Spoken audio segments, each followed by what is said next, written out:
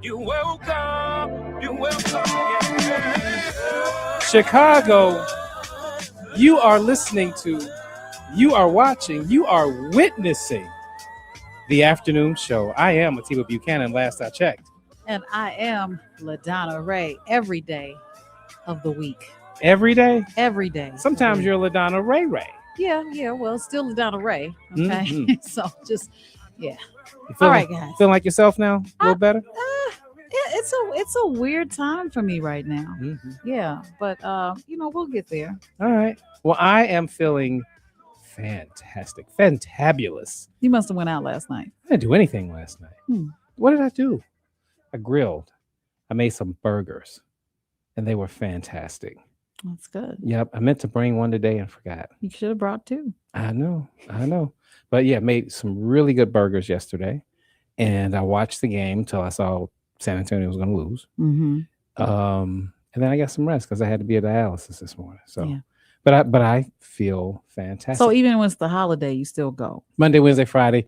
And I feel sorry for the reps because they don't get any time off. They are able to finagle Christmas and Thanksgiving off. They make us adjust our schedules for them to have those days off. Mm-hmm. But outside of Christmas and Thanksgiving, that's it. They are there. So, and I thank them for that too, because I've been going 17 years, and in 17 years, we've had all kinds of weather circumstances. People snowed in. We almost didn't come to VON one time, but I've never gotten to dialysis. When was that? Before your time. Right. Because all I heard was... I said almost. Yeah. Melody said, does any of them other stations call off? Right. Then you better be there. Exactly. I think Melody runs these dialysis centers because they are there. I get there at 3:30. That means they've been there since 2:30. So no matter how bad the roads are, no matter how much snow there is, no matter how they have never not started me on time because of something. And so I literally thank them for that, because it's a high degree of consistency that they have. Thanks for sharing. Thank you for sharing. So that's part of why I feel great. I'm rested.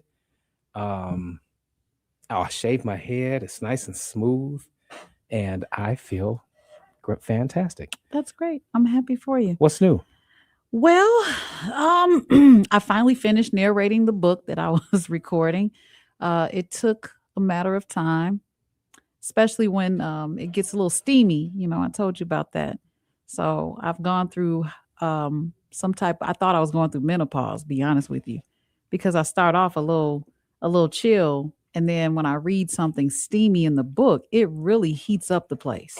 So imagine how it's going to sound on the other end. Although even though I've purchased all of the books that I've read, I'd never listened to them. They don't give you a copy for free? I never requested one. I want to support the artist. I know what that's like, but you're right. They should probably give me a copy. But I've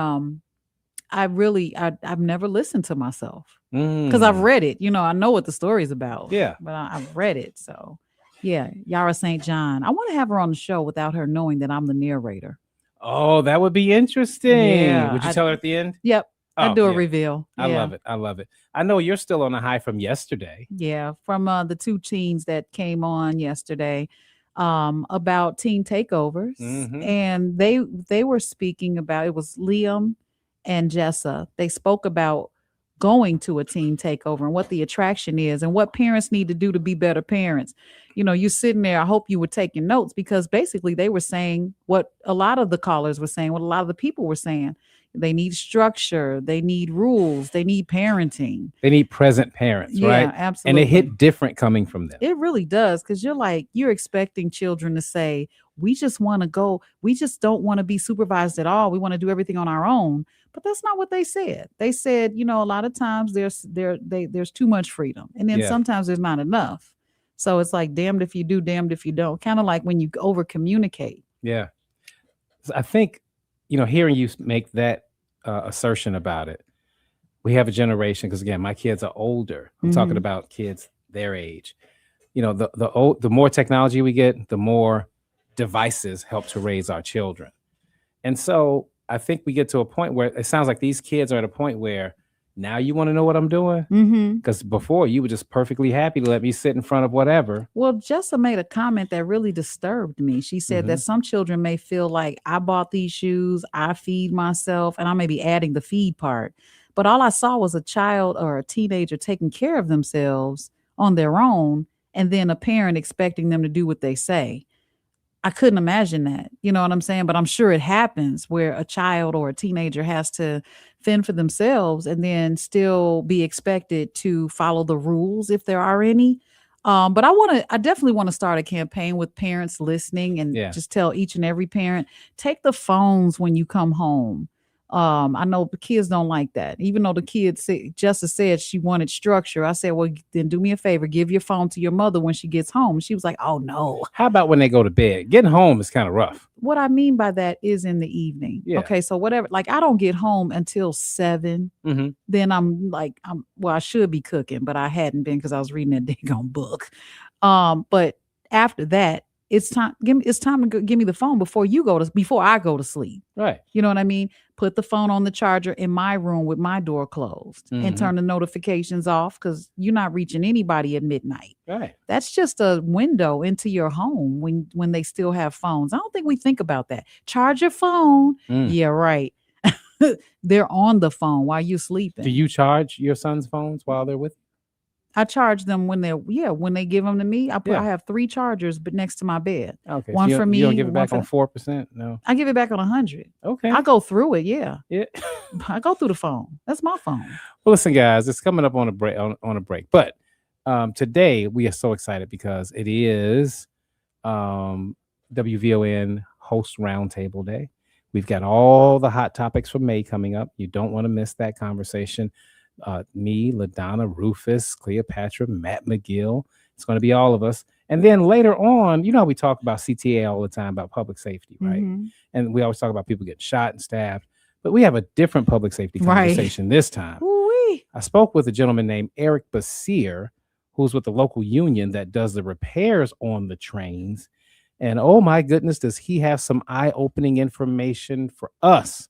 So you don't want to go anywhere. And of course, we got ticket giveaways for the Blues Fest. So you're listening to Atiba LaDonna Raeh. The show continues. Give us a call. Just call us and say hi. 773-591-1690. We'll be right back. More from Atiba Buchanan and LaDonna Raeh coming up on the Talk of Chicago, 1690 WVON. Catch Reverend Al Sharpton online at WVON.com or on the WVON app. Just click the Al Sharpton banner. Tune in every day at 12 noon for your daily dose. And if you miss it, catch the overnight replay from midnight to 3 a.m. We're keeping it real with Al Sharpton on WVON 1690. Reverend Al told you personally, keep it real. Keep it real. Keep it real. Smart conversations with smart people makes us smarter. And that's exactly what you get on Bound and Woven with Rufus Williams. This isn't surface level talk. This is where authors become experts, where books become blueprints, and where ideas are challenged, not just discussed. From Colin Woodard on Nations Apart, to Gloria J. Brown Marshall breaking down the history of protests in America, to Gary Tyler sharing a story of resilience and redemption and stitching freedom. These are not interviews. These are conversations that matter because every book has a story and every story has a deeper meaning. Bound and Woven with Rufus Williams on Bond TV. You can catch us on Roku, Amazon Fire, Apple TV Plus, the WVON app, and VON.TV. It's Rufus Williams. Mayor Brandon Johnson. I'm going to upset you right now, and I'm looking forward to a Cubs World Series. That upsets Titus. Doesn't bother me, not at all. I'm from that space. So Yes, sir. Yes, sir. All right, Mayor. Sorry, brother. Weekdays at 7 a.m. on the Talk of Chicago, 1690 WVON.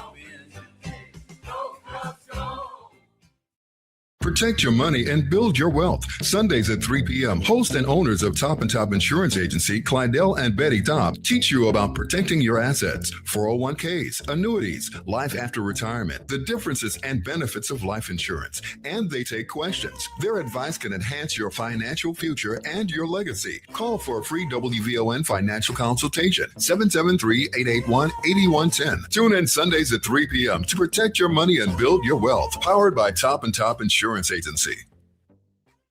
This is Rufus Williams, and I've got something special for you. I am proud to announce that we're launching the Rufus Williams Travel Club in conjunction with Advantage International. Our first trip, we're staying in the United States and heading to one of the most stunning destinations for culture to cuisine. Join us October 8th through 12th as we explore the charm, the beauty, and the history of Charleston, South Carolina. This isn't your typical getaway. We're walking through history and standing where our stories began. From the roots of Gullah Geechee culture to the International African American Museum, from cobblestone streets to waterfront views. This is more than a trip. It's a cultural vibe. To find out more, visit WVON.com and click the Rufus Williams Travel Club banner. And keep listening for more details. The Rufus Williams Travel Club will turn curiosity into understanding, one destination at a time. We are WVON. Diabetes, high blood pressure, anxiety meds, everyone's on them. If you're a 50-year-old male, maybe a bit porky, and you may even have type 2 diabetes, $1 million of term insurance may only cost you about $200 a month. Call Term Provider. Speak with Big Lou at 800-444-2013. Big Lou will find a term life policy for you even if you have type 2 diabetes, are overweight, or have high blood pressure. Term Provider has helped thousands of people like you who think they can't afford term life insurance.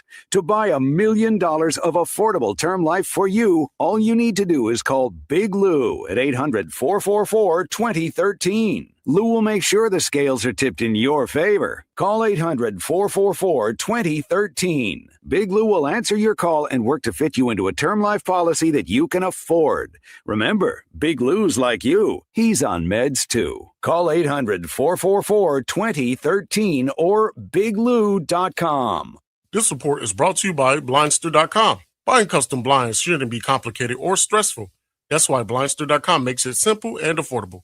You measure, you install, and you save big on custom blinds.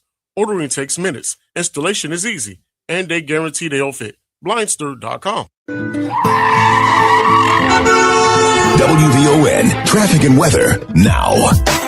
Good Wednesday afternoon, Chicago. I'm Logan Page, and here are your traffic updates. Dan Ryan, downtown to 95th, slow go. 28 minutes. I-57 Ryan to I-80, stop and go traffic 16 minutes. Bishop Ford Ryan to I-80, 94. There is a lot of construction work, 23 minutes of stop and go traffic. Stevenson to Sabo Lakeshore Drive to the Tri-State, stop and go traffic due to road work. 42 minutes. Eisenhower Wolf to Post Office, stop and go traffic 36 minutes. Kennedy downtown to O'Hare is at a snail speed 37 minutes. And Eden's Montrose Lake Cook slow go 15 minutes. Your weather for today, Chicago staying warm. Night lake breeze, high of 84 and low of 56. Tomorrow mostly sunny, cooler by the lake, high of 72 and a low of 54. It's currently 78 degrees and partly cloudy. I'm Logan Page, and that's your traffic and weather update on WVON 1690 AM.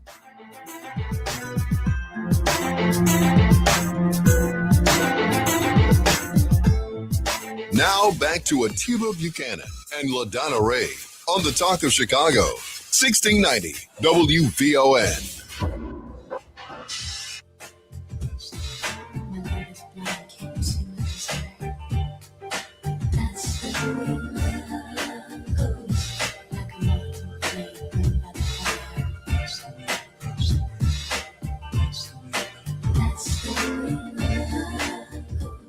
WVON is on the road again. And this time, we're taking you to Charleston, South Carolina, October 8th through the 12th. Introducing the Rufus Williams Travel Club in partnership with Advantage International. Charleston isn't just another trip, it's a cultural experience. From the roots of Gullah Geechee heritage to the International African American Museum, plus food, history, and waterfront views that hit different. Space is limited, and this one will move fast, guys. Lock your spot now. Visit WVON.com and click the Rufus Williams Travel Club banner. All right, you're listening to the afternoon show on WVON 1690 with Atiba Buchanan and LaDonna Raeh. And if you're watching us on Facebook Live, please share the show because I'm going to read some comments. And of course, you want everybody to see these. Someone said, can't wait for the roundtable. Yeah, that's Jody. Yeah, Jody said, I can't wait for the round table. She put that in caps. Mm-hmm. And the round table was fire, man. It is fire. They just listen. You and I argue well enough. Mm-hmm. When you put all 5 of us in here to argue, I don't think we're here to argue, though. We're here to discuss. You know, last time I had a poll, but I think this time we'll do a different poll. So, yeah, it'll be fun. All right, who else we got? What we got? Well, we got Mike Burries. He says Mississippi's literacy-based promotion, ACT, and stop complaining. But that is in response to what he started with. Looks like, Mike, we switched black to a third political party for political leverage and stop complaining. That's what he said. The stop complaining is a new add-on. Mm-hmm. He's been saying for years. He calls himself Solution Mike. Yeah. And his solution is we switch black to a third political party and political leverage. He's been saying that for years. And you know what's funny? I met him. So he was saying it for years. At a political party? It was not. I met him at the African Festival of the Arts. Mm-hmm. And he walked up and he was like, Solutions Mike. I was like, dang, what's up, bro? So real cool dude. He and I don't agree politically, but he's definitely a good brother. So we appreciate all the comments. Thank you, Miss Kim, I think it was. Yep, Queen Kim. She's saying good afternoon. She shared the show. Jamari Jefferson is watching from 2131 St. Twin Towers in Waterbury, Connecticut. Thank you for your entire address, including the zip code. Wait a minute now. Yeah, you're right. Okay, maybe that's a commercial property. But shout out to Connecticut. How about that? Absolutely. So thank you so much, brother, for hanging out with us and watching. I'm so excited because we have a great guest coming up around the corner.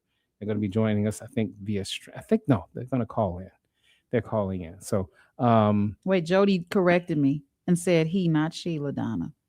Okay. Oh, Jody's a he. Yeah. Okay, solid. I can't see the. Yeah, we can't see the picture. It's so small. Yeah.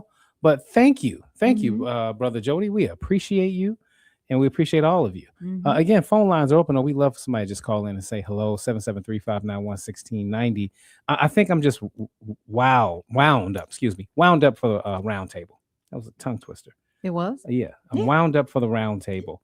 So we're doing these every month. Every month. And what is the Roundtable for someone listening? Yep. If you're just now catching it, what we do is we take the hottest topics of the month. Mm-hmm. And I know for this month, we'll be talking about the teen takeovers because that was really hot this month. We'll be talking about redistricting because obviously that was a big deal with the Voting Rights Act. Yep. So we talked about that in May. And so everything that was just fire that had the Black community. I know you don't like this phrase, but everything that was hot in Black Twitter, we are talking about. And I love that phrase, Black Twitter, because you can depend. I could, when somebody would say something out of pocket, I would say, oh my God, I can't wait till Black Twitter gets them. And it never fails. So I love that phrase and really that dynamic. And because I have an IT background, it bothers me because there's no such thing as Black Twitter unless you own it, right? Yes. Unless you own the domain, and then you have to own the server that the domain is on. I mean, there's too many things, should I say, dependencies in place for us to call anything our own when it comes to Black Twitter. Yeah, I you know what? I think they're saying, I don't think there's any ownership implication. I think it's to say, you know what? This is a space where our community is on this platform. And so is every other community to see what your community is talking about. But which one is lit? Black Twitter leads the culture. Let's squeeze. Oh, God. Yeah, let's do it. Ron, we got 30 seconds, brother. Go ahead. Yeah, well, look, hey, when y'all bring the Democrat precinct captains on, ask any of them, have you ever heard of Robert Woodson Sr.? You know, and I keep telling y'all, you know what's so fortunate? The Black people bring on this day, bring the same guest on. He has solutions. I got to hold you accountable. I ask y'all to bring him on. But all those people, I'm not going to waste my time. What's his name? Ron, Robert Woodson Sr. Well, he's passed. I told you. All I'm saying is, can you name somebody that's living? When did he pass? Jason Riley. He writes for. Oh yeah, I did so look there's him up. a Jason hasn't returned. conservative- Jason hasn't Well, returned my y'all outreach. Y'all bring the precinct, the Democrat precinct captains on that round table. I won't be listening. It's just the host. There are no, and you know you're gonna be listening, Ron. No, because they just promote the Democrat Party. Right. Okay. I'm asking you to listen to the show. Okay. It's just the host talking. Hey, well, reach out to Jason Riley. I did. So, he didn't reach back. So how can he come on the station, down the station, but y'all can't get him? Because guess what? Y'all don't want him, or you can't bring No, black. I reached out to Oh, him the you feel same like way fighting today, I bro. reached out to the Oh, rest of them. Hey, look, You feel like I've been fighting today, listening Ron? to this station for 30 years. I know radio. Well, Y'all we'll playing get games Jason with on the black Tell show. Jason to call us. Yeah, thank you. Thank you, Brother Ron. We do it. Believe it or not, brother, we appreciate I you. got the email. I sent him the email. Yeah, listen, I'm here for all the smoke today. Thank you. Ron, let's fight if you want to fight. Well, you about to get some real smoke if you don't go to this weather and traffic and news. Amen. Miss Logan, what's going on? Hope you're having a wonderful Wednesday afternoon, Chicago. I'm Logan Page, and here's what's happening in your local and national news. Former Republican strategist Colin Corbett has filed to run for Illinois governor as an independent candidate. Corbett says he left the Republican Party over growing political extremism and wants to offer a bipartisan alternative for others. Voters. He submitted more than 37,000 signatures and selected former McHenry County board member Caroline Schofield as his running mate. Corbett is expected to face Governor J.B. Pritzker and Republican challengers in the 2026 race. In other news, community leaders and pastors in Oak Park are demanding answers about the future of West Suburban Hospital after abruptly closed in March due to financial problems. Hospital reporters warned the shutdown could have vulnerable families in the area without nearby access to critical care. Manager Dr. Manoj Prasad had previously suggested a possible July reopening, but no clear timeline has been released. A court hearing is rescheduled for Friday to decide control of the facility between Resilience Healthcare and Ramco Healthcare Holdings.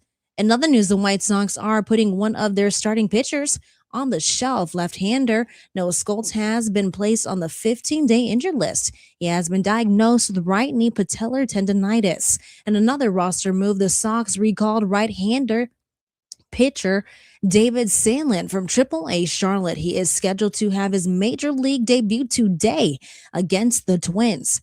And millions of Americans get food poisoning each year. The Cleveland Clinic is giving tips to try and avoid now that grilling season is here. The Cleveland Clinic's Beth Zeroni says marinate food ahead of time in the refrigerator. Don't leave your food out sitting at room temperature while you're marinating it.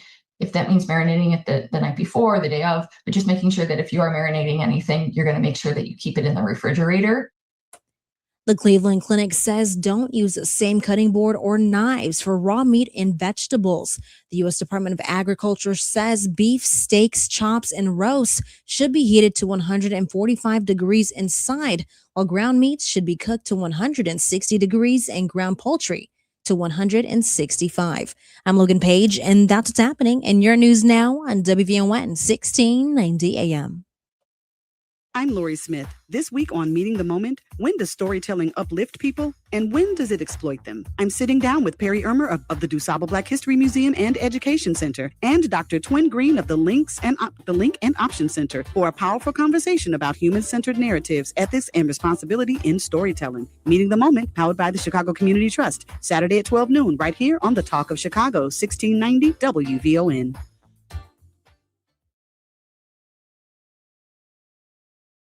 It's D.L. Hughley. If it weren't for the Black Panthers, American children wouldn't have free breakfast. Now, I don't know many groups that are only bad that feed children. The Klan only gave us Burning Cross. I guess you could warm your breakfast up on one. Weekdays at 5 a.m. on the Talk of Chicago, 1690 WVON. Tuned in to your favorite WVON personalities on Facebook Live? Don't just watch, like it, love it, share it. Every click helps us grow the conversation and keep the community strong. So remember, like it, love it, share it, Chicago. Early detection saves lives. Routine screenings and regular doctor visits can help identify serious health concerns before symptoms even begin. And that's your healthy reminder. This healthy reminder is sponsored in part by U Chicago Medicine. At United Fidelity Bank, our CD rates aren't just good, they're roaring. Hi, I'm Harry Malone, Vice President and Community President of United Fidelity Bank. Right now, you can open a 6-month certificate of deposit with a 4.15% annual percentage yield. That's a strong, steady way to help your money grow with confidence from the very first day. We know you have options when it comes to where to save. That's why we focus on something bigger than numbers alone. When you bank with us, you're choosing a team that takes the time to understand what matters to you and supports your financial goals with guidance that feels personal, not packaged. We're your local banking partner, committed to delivering the experience you need and the service you deserve. Stop by and see me and my team today to open your high-yield United Fidelity Bank CD at our Chicago flagship branch at 1701 West 87th Street, or open your account anytime at unitedfidelity.com. Rates are subject to change at any time. CDs renew automatically to a standard rate in effect at the time of renewal unless instructed otherwise. Member FDIC. WVON traffic and weather now. Good Wednesday afternoon, Chicago. I'm Logan Page, and here is your traffic update. Dan Ryan, downtown on 95th. Slow go, 27 minutes. I-57, Ryan's I-80, 3-minute delays of stop-and-go traffic, 18 minutes. Bishop Ford, Ryan's I-80, 94, stop-and-go traffic due to construction work, 25 minutes. Stevenson, DuSable, Lakeshore Drive to the Tri-State, stop-and-go traffic due to road work, 40 minutes. Eisenhower, Wolftoe Post Office, stop-and-go traffic, 37 minutes. Kennedy, downtown to O'Hare, stop-and-go traffic, 38 minutes. Kennedy, downtown to O'Hare, stop-and-go traffic, 37 minutes. In Edens, Montrose Lake Cook, smooth sailing, 15 minutes. Your weather for today, Chicago, staying warm. Nighttime lake breeze, high of 84 and a low of 56. Tomorrow, mostly sunny, cooler by the lake, high of 82 and a low of 54. It's currently 82 degrees and partly cloudy. I'm Logan Page, and that's your traffic and weather update on WVON 1690 AM.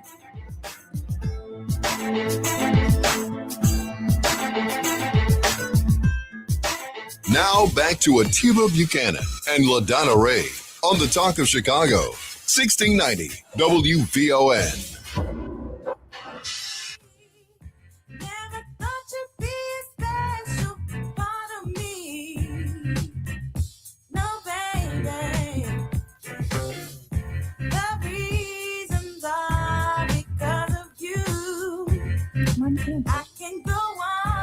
We are back on the afternoon show. It is about 3:38, and this is where we pick it up, guys. It's about to turn up here. We have a fantastic guest on the live line here to talk about a myriad of issues that affect Chicago, but also, I promise you, this will be a very solutions-based conversation. Joining us, on the live line is Dr. Lisa Coleman, PhD, a distinguished scholar with a proven track record in academia and organizational stewardship. President Coleman, she's president of Adler University. Her career is marked by a relentless commitment to collaboration, multi-sector partnerships, and eliminating systemic gaps. That all sounds great to me. Dr. Coleman, welcome to the afternoon show, and thanks for joining us. Thank you so much. I'm such a pleasure to join you all, and thank you for having me on the show this afternoon. Absolutely. As I look at some of the highlights of the kind of work that you're doing at Adler, we talk about workforce development, leadership, pipelines, and mental health and social impact fields. These are things that definitely will help a lot of Chicagoans, specifically a lot of Black Chicagoans. Talk to us about the work you're doing in workforce development. Absolutely, and thank you for the question. We at Adler have been actually in Chicago since about 1952, so we've been doing a lot of work in workforce development, and I'll talk about some initial things in terms of some of the services that we provide in Chicago, and some of these services are free, and we work with partners across Chicago. So that's everything from nonprofit to corporate partners to governmental partners. We provide about 358 direct service hours annually of mental health and therapy.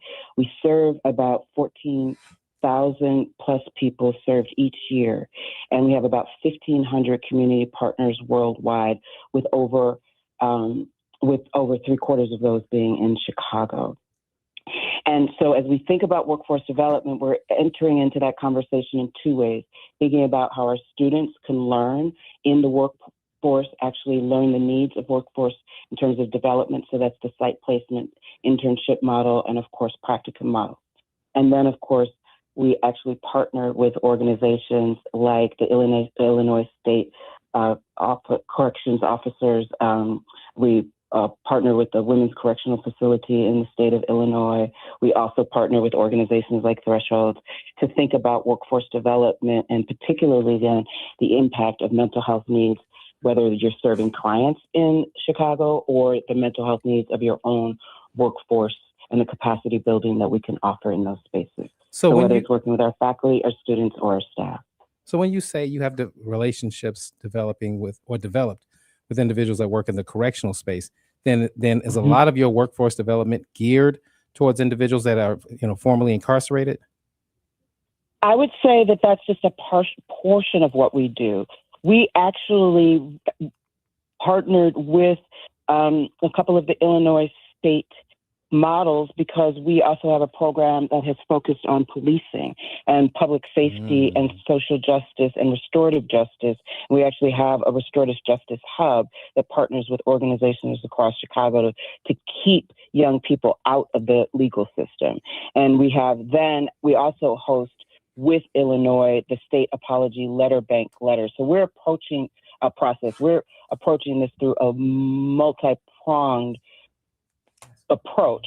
But I would also say that while we have a lot of work with prisons, we also have a lot of work with nonprofit organizations. We just signed a partnership with the Art Institute of Chicago. We recently just did an event with the DuSable Museum because we also have the oldest art therapy program in North America.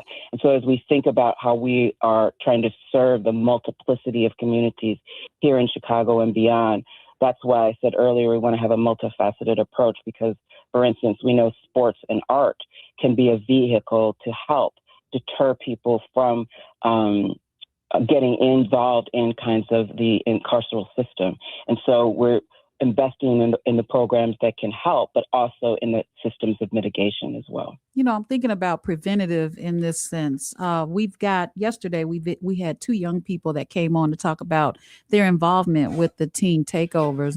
Both of them were 15 years old, a boy and a girl.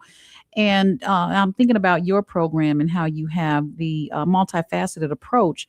But if we were to look at it from a standpoint of these children going out and taking part in something like teen takeovers, what are your thoughts on how your program can actually help with minimizing the involvement of these teen takeovers?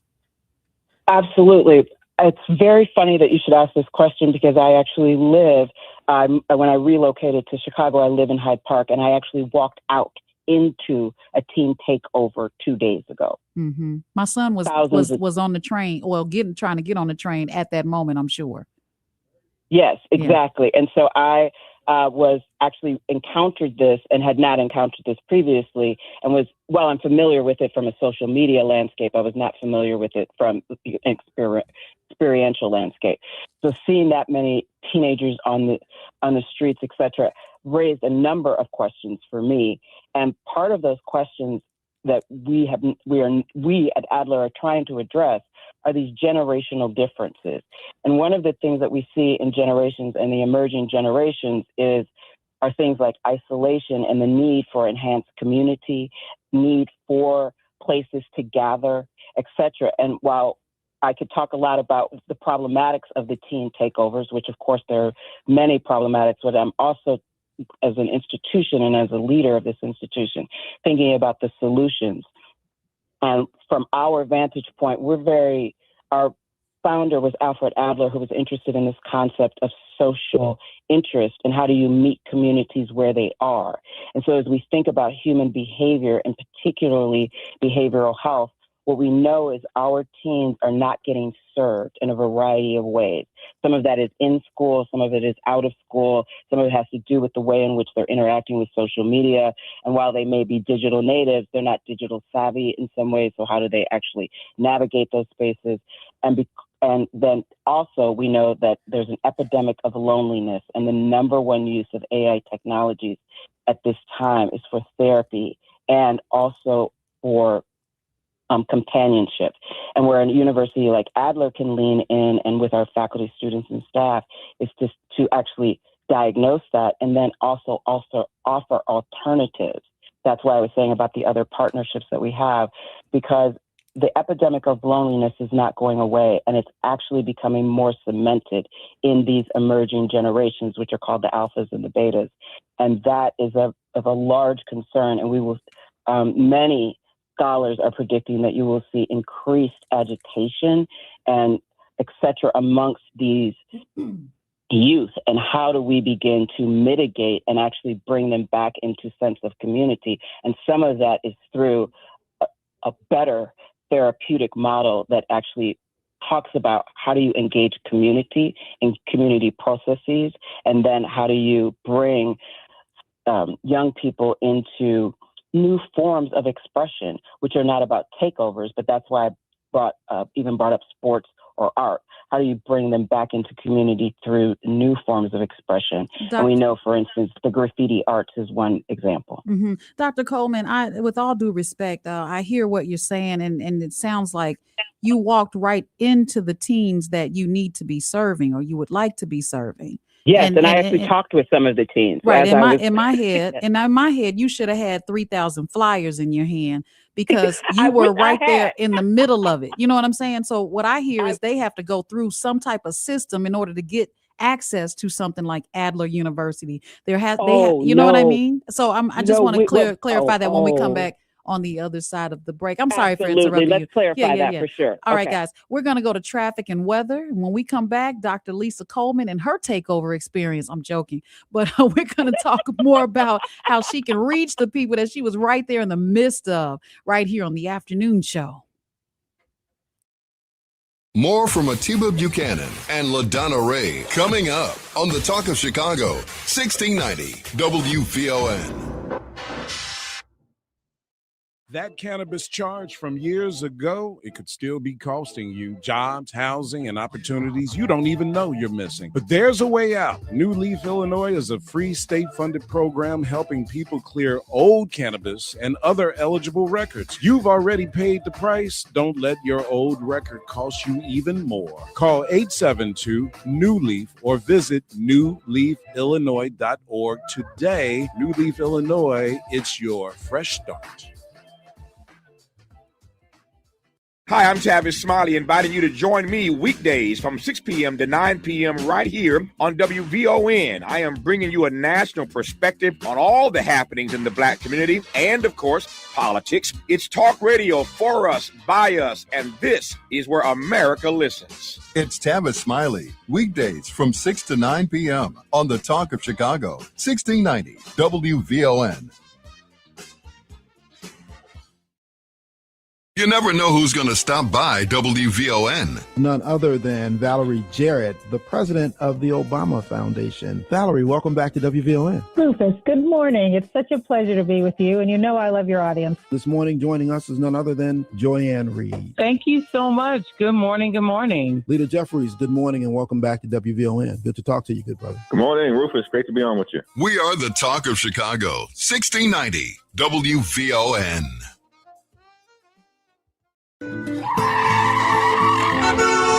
WVON traffic and weather now. I'm Lori Smith. This week on Meeting the Moment, when does storytelling uplift people and when does it exploit them? I'm sitting down with Perry Ermer of the DuSable Black History Museum and Education Center and Dr. Twin Green of the Link and Option Center for a powerful conversation about human-centered narratives, ethics, and responsibility in storytelling. Meeting the Moment, powered by the Chicago Community Trust, Saturday at 12 noon, right here on the Talk of Chicago, 1690 WVON. Now back to Atiba Buchanan and LaDonna Raeh on the Talk of Chicago, 1690 WVON.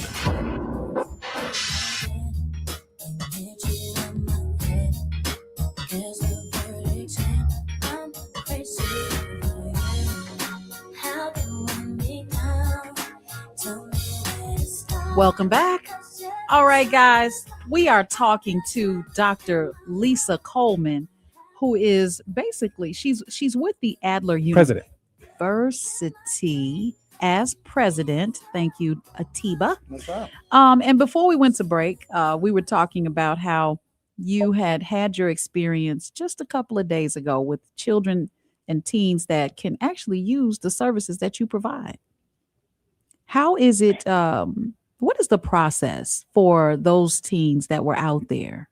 What is the process to reach as many of those teens as possible to benefit from the program that you have available? Absolutely.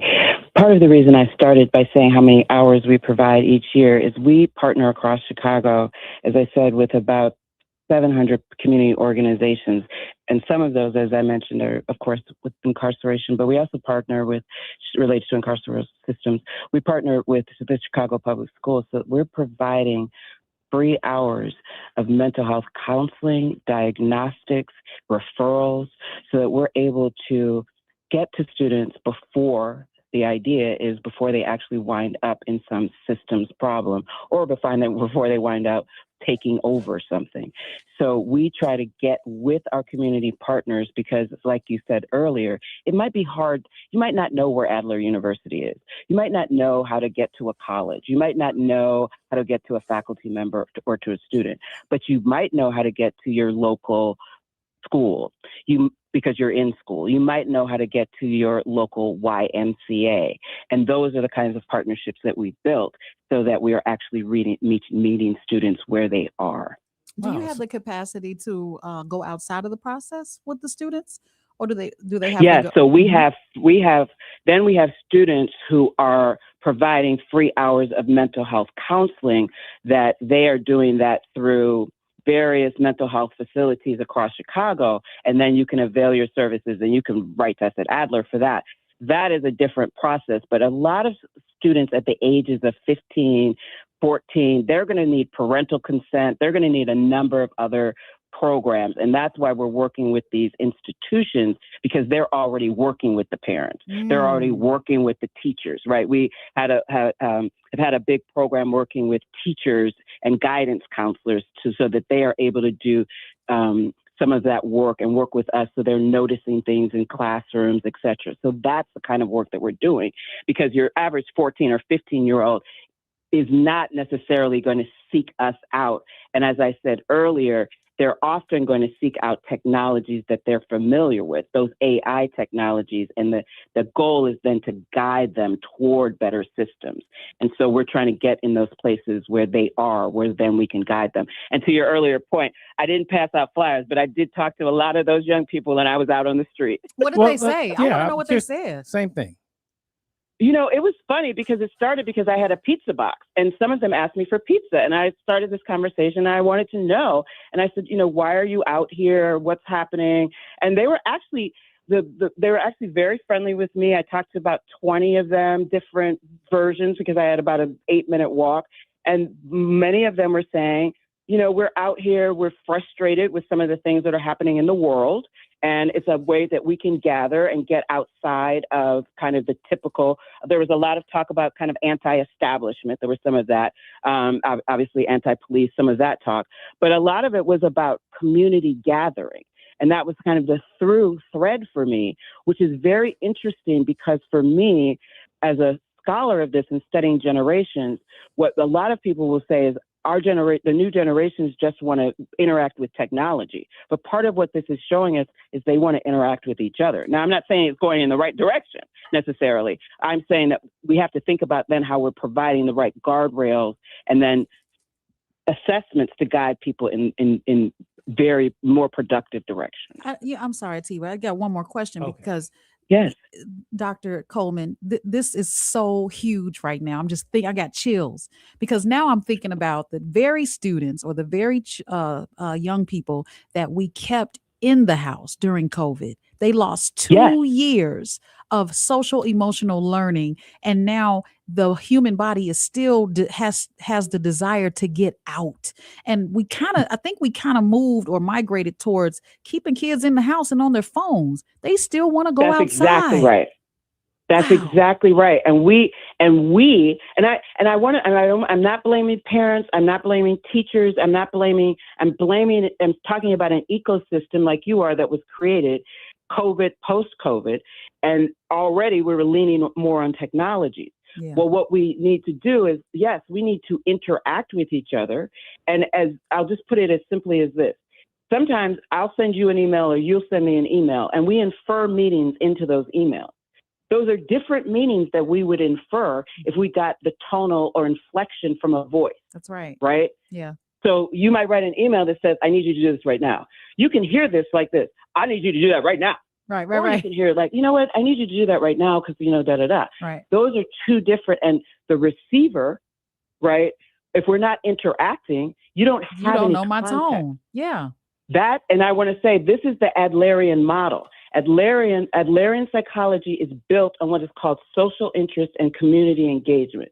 The idea from Alfred Adler versus Sigmund Freud was you cannot study mental health or the mind if you are not immersed and embedded in community and what he called social interest. So how we're interacting with each other. And if I were to say anything about these teens, what they're telling us right now is, how are we interacting with each other? Mm-hmm. And how are you going to interact with us?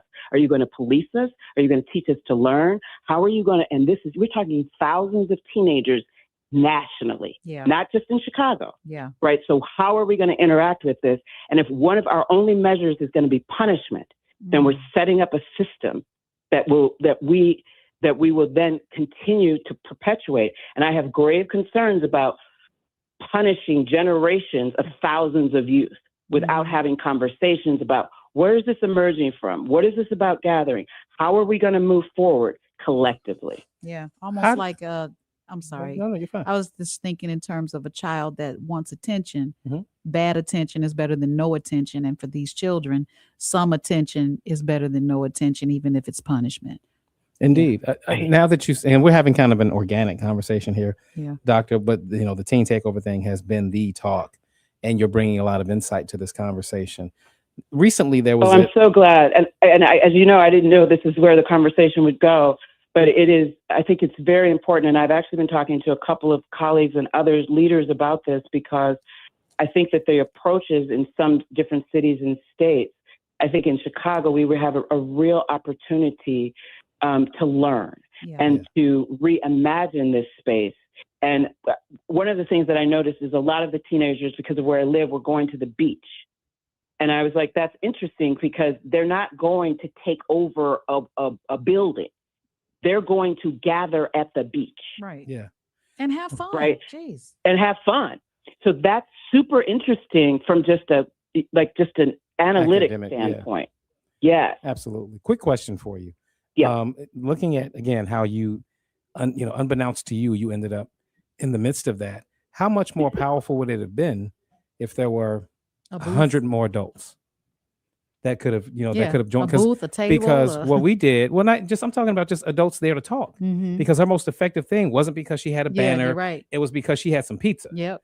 And so that was attractive to them. Right. So I wasn't afraid.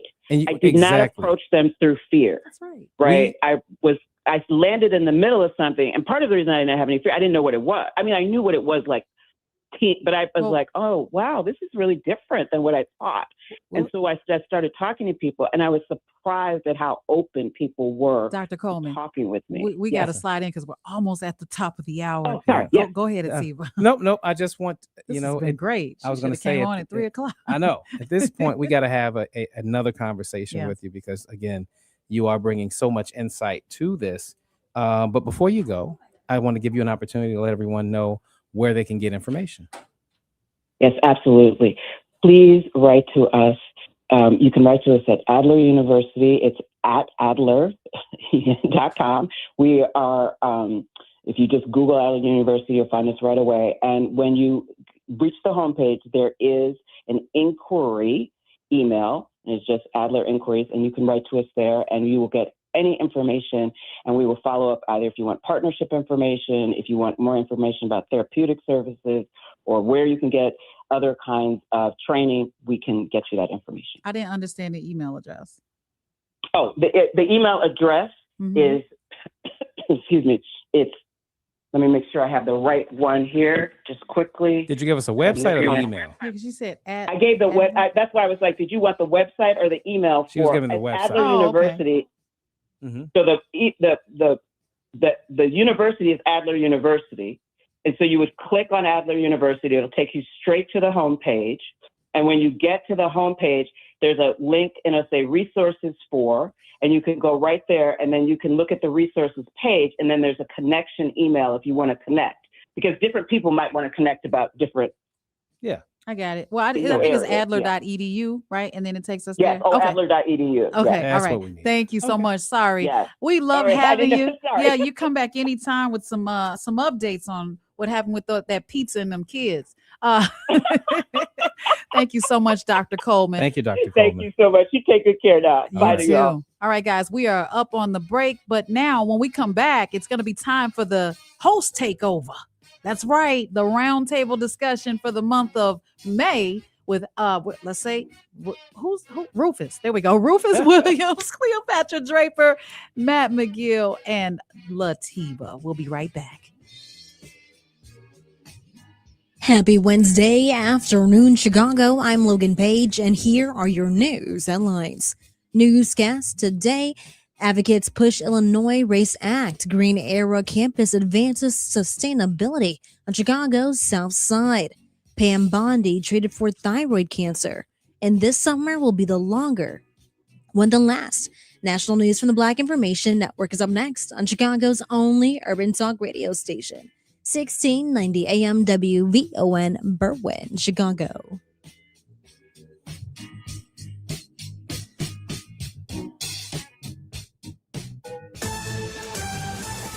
BIN News this hour. I'm Doug Davis. Coming up, President Trump took questions from reporters today during a White House cabinet meeting and said the U.S. is not yet satisfied with Iran's proposed peace terms. Plus, it was a dramatic night in Texas politics Tuesday evening following mid-decade redistricting. And some major movement is being made inside the conservative think tank, the Heritage Foundation, as its board calls for a shift towards Heritage 2.0. All right, stand by. We'll get to the playbook in a minute. But first, here's BIN News now. Black Congressman Christian Menifee has won the Democratic primary runoff in Texas' 18th district, defeating longtime Congressman Al Green, who is also Black. Congressman Green's legacy will outlive any election, and I'm committed to making sure that his legacy remains strong. Menifee blamed redistricting for the matchup. He'll face Republican Ronald Dwayne Whitfield in November. Alabama officials are asking the Supreme Court to let them use a Republican-leaning congressional map for the midterms. A federal court blocked the map, ruling the state intentionally discriminated against Black voters. Alabama wants a decision by Monday. And the police union in Louisville, Kentucky has sent Mayor Craig Greenberg a cease and desist letter trying to stop the city's Office of Inspector General from investigating officers. The office, along with a civilian review board, was created after Breonna Taylor, a Black woman, was killed during a police raid in 2020. The union claims the Inspector General is violating state law and overstepping his authority, but Inspector General Ed Harness disputes the allegations. I'm Amber Payton with BIN News Now. Back to you, Doug. All right, thanks and happy Wednesday. Today, President Trump took questions from reporters during a White House cabinet meeting and stated that Iran, quote, very much wants his agreement to end the war, despite conflicting reports from Iranian state media. Iranian officials report that a draft MOU or Memorandum of Understanding would require, as CNN reports, the U.S. to withdraw military forces from Iran's vicinity, lift the naval blockade, and reopen the Strait of Hormuz. The White House dismissed that report, and then Trump went on a rant against President Obama and his plan that was abandoned when he took office the first time around. I didn't do this to get a crummy agreement. The worst agreement ever signed was by Barack Hussein Obama. What a horrible agreement that was. It was a setback for this country, for the whole world. The Middle East would have blown itself up. President Obama negotiated the 2015 Iran nuclear deal, which placed strict limits on Iran's nuclear program in exchange for sanctions relief. It was a path for Iran to have a nuclear weapon very quickly. Years ago, they would have had a nuclear weapon. But we have things understood now with Iran. Now, Trump says Iran won't get any sanctions relief for simply giving up its highly enriched uranium. He's pushing for more Middle Eastern nations to join the Abraham Accords as part of the final agreement. Meanwhile, there were some pretty big shakeups in Black Texas politics last night. Former Congressman Coleman won his Democratic primary runoff in the state's 33rd district, while longtime Black Houston Congressman Al Green was defeated in the newly drawn 18th district. All Red, backed by Jasmine Crockett, is expected to return to Congress in November. Here's part of his victory speech. What we really have to do is get to the work that these folks need us to do, because there are people out there who are struggling. I feel like we're heading for a good election in November. But here in the Democratic Party, we also have to make sure we make very clear who we stand for. Down in Houston, redistricting calls Representative Al Green to run against African-American candidate Christian Menifee, who took nearly 70% of the vote. Menifee moves on to face Republican Ronald Whitfield in November. And finally, the Heritage Foundation, the force behind Project 2025, Trump's playbook to make America, quote, great again, has added 4 new members to its board of trustees as part of what it calls a shift towards Heritage 2.0. The move comes after months of internal fighting over the foundation's ideological direction. Most, if not all, of the new board members are widely known as white nationalists. Heritage says the recalibration will focus on 4 major policy pillars. 1, the American family. 2, free enterprise. 3, national security. And 4, American heritage and citizenship. Critics argue this signals an even deeper embrace of hard-right racist ideologies. Stay connected and subscribe and follow BIN News this hour wherever you get your podcasts. And I'm Doug Davis for the Black Information Network. Strong bones matter at every age. Calcium, vitamin D, and exercise can help keep your bones healthy and strong. Your health, our community, we're WVON. This report is brought to you by Blindster.com. Buying custom blinds shouldn't be complicated or stressful. That's why Blindster.com makes it simple and affordable. You measure, you install, and you save big on custom blinds. Ordering takes minutes. Installation is easy, and they guarantee they'll fit. Blindster.com. Financial freedom starts with access. Fifth Third Bank is breaking down barriers to banking with tools and programs that help you build credit, save, and grow. Our mission is simple: empower every Chicagoan to move forward, because economic mobility means opportunity. This is banking a Fifth Third better. Visit 53.com to learn more. That's 53.com. Fifth Third Bank, National Association, member FDIC.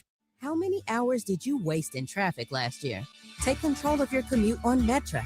Spend your time relaxing and let us handle the driving. Plus, our 95% on-time rate means we get you there fast. Metra, drive less, do more. It's Gospel with Pam Morris-Walton, your gospel sister, on WVON, Sundays, 11 to 2 p.m. Music to help you on your journey. I'll see you there, WVON. Wendy's new Biggie Deals lets you choose whatever you're in the mood for. It's like a music mixing board of deals, and you're the producer. Go with some chill folk music with a JBC in the $4 Biggie Bite snack. Try the drum and bass of deals with a double stack in the $6 Biggie Bag. Or go full-on sandwich symphony with an $8 Biggie Bundle, the grand finale of snacking. And the best part? They all come with napkins.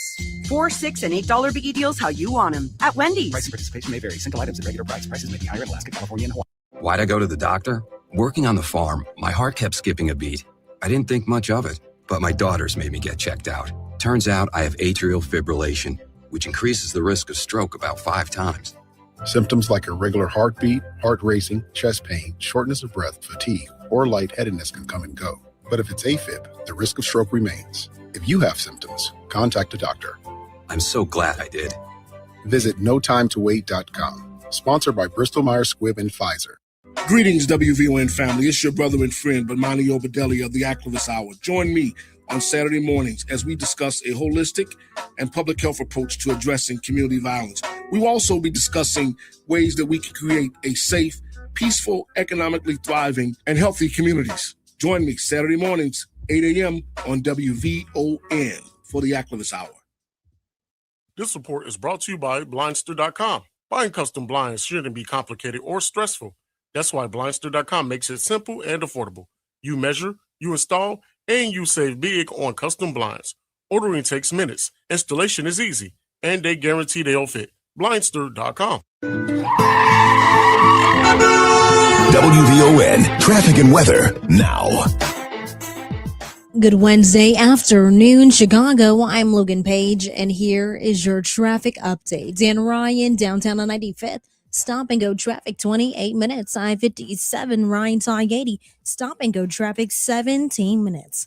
Bishop Ford, Ryan Tie-80, 94. Stop and go traffic due to construction work, 28 minutes. Stevenson, Du Sable Lakeshore Drive to the Tri-State. Stop and go traffic due to road work, 35 minutes. Kennedy downtown to O'Hare. Stop and go traffic, 35 minutes. And Eden's Montrose Lake Cook Slow Go, 16 minutes. Your weather for today, Chicago. Staying warm.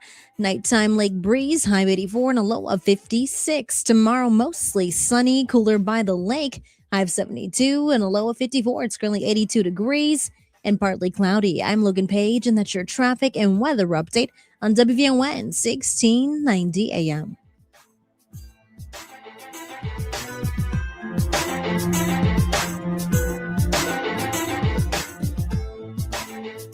From the Xfinity Studios at WVON, it's Atiba Buchanan and LaDonna Raeh on Chicago's Essential Storyteller, 1690 WVON.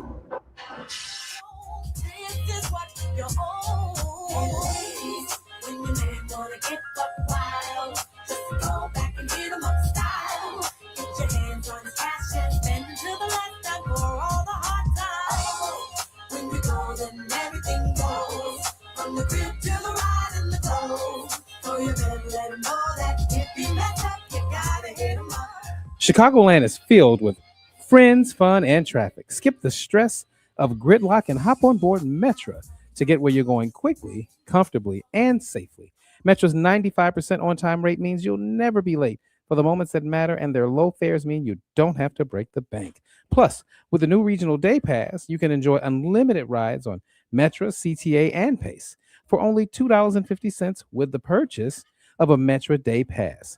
Purchasing tickets is very easy with the Ventra app, and you can bring the whole family because kids under 11 ride free. Now you can skip traffic, get where you're going fast, and save more. So stop sitting in never-ending gridlock and paying for expensive parking. Take Metro so that you can drive less and do more. You know, I've heard so much about Metro, and I can't wait to utilize it this summer. That is the whole point of getting around. Amen. Amen. You're listening to the afternoon show with Atiba and LaDonna Raeh. It's about 12 after the hour, and it is time for the drum roll, the WVON host takeover. We just had some people Takeover? The host Roundtable. Host takeover, roundtable. I was gonna say a joke, but you jumped in. I blew it. Yeah, I was gonna say, get around, and I was gonna say, speaking of round, and then I didn't get to do it. We'll do it next month. But I want to get to the introductions because he just walked in to join us. The Matt McGill, who was full of Cheez-Its. You feel better, bro? I feel like you needed that snack and some matcha. Okay. Clarity, which is for clarity, focus, and smooth energy. Man, I got to get like Matt one day. Joining us on the live line, our esteemed morning host, Mr. Rufus Williams, as well as our midday host, the incredible Mrs. Cleopatra Draper. Welcome, everybody. Hey. Good afternoon. Hey, Miss Cleopatra, how you doing? I'm in good spirits. Thank you so much. I'm glad to hear that. I wish I was on Metro. I'm out here in this never-ending gridlock. Okay. Amen to that. All right, guys. So let's hop to it because it's really hard to, these commercials come up quick, and I want to get the conversation going right away. Everybody knows what this is. We kind of recap the hot topics of the month. And I sent the list, but by all means, good people, feel free to add whatever I may have overlooked or missed. But I do want to start with the Walgreens closure because that was a big deal this month. That certainly hit a lot of people hard, a lot of sense of betrayal, but a lot of people felt like it was time to have a sobering conversation about the consequences of antisocial behavior. Of course, we're going to start with Mrs. Draper. I'm sorry.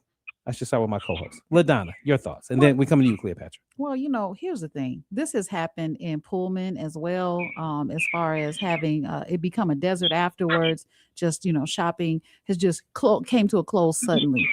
But if the neighborhood has skipped over the code of conduct where you need to, when you go into the establishment, and you have to shop with the businesses. I understand we don't want them to leave. We don't want them to close. But the whole time I was watching that, I grew up there. And I know for a fact they've reconfigured that store so many times after closing it down at one point because they were trying to deter people from stealing from that particular store and location. And it just didn't work. If you're constantly going in and getting what you need without swiping your card or making the payment, then eventually what's going to happen? So we have some type of responsibility as well. And that's what I say about that. Absolutely. Mrs. Draper.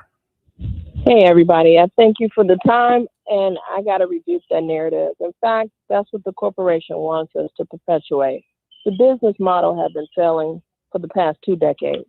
So to put the onus on the community, there's theft everywhere. And I wish we would stop perpetuating it as though we're the only ones that are subjected to it. Poverty is just that. And in fact, the oligarchs that are controlling this country right now as a corporation has increased poverty tenfold. So Walgreens had already done to tiptoe out of Black and brown communities anyway because their business model is failing. They're not making any money. So that narrative falls flat because business can only do business if they're making money. It's a profit game. So as long as we perpetuate that narrative, we're helping them look better. They suck because they have not turned with the time to really have a business model that would be affluent, that would thrive in any community. We are the first to lose everything on top of the Black tax. So I really wish we would stop perpetuating that. Right, but what do you say about it? So I just said what I said. So am I? No. It's not that. It's the fact of the matter is, in a business, you're definitely there to make money. But if there's a community issue that everybody knows about that's in the community, it's not being perpetuated. It's being observed. And it is part of the problem. No, but you just said that because of the theft, they're leaving. That's not why they're leaving. Their business model has failed for the past 2 decades, more than 20 years. The theft is not the absolute. The theft is not the absolute. It's not the absolute. It is part of the problem. Definitely part of the problem. Because again, I led with the reconfiguration of the stores. I didn't lead with, okay, this was an assumption. The reconfiguration of the stores were for the purpose of deterring. We have to take some type of accountability. And that's why this was such a hot topic, because there were two fair sides that could be debated. I don't know that we figured out exactly what needs to be done. All we do know is we have yet another store that is out of our neighborhoods, and we have to figure something out. Absolutely. Right now, we're going to figure out this break because it's 4:18. When we come back, Rufus Williams joins the conversation. Matt McGill joins the conversation.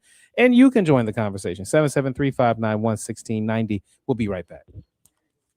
More from Atiba Buchanan and LaDonna Raeh coming up on the Talk of Chicago, 1690 WVON. Hey, baby. I'm your Magnolia Blues man, Sir Henry Cheatham, inviting you to join us Mr. Big Stuff, tell me.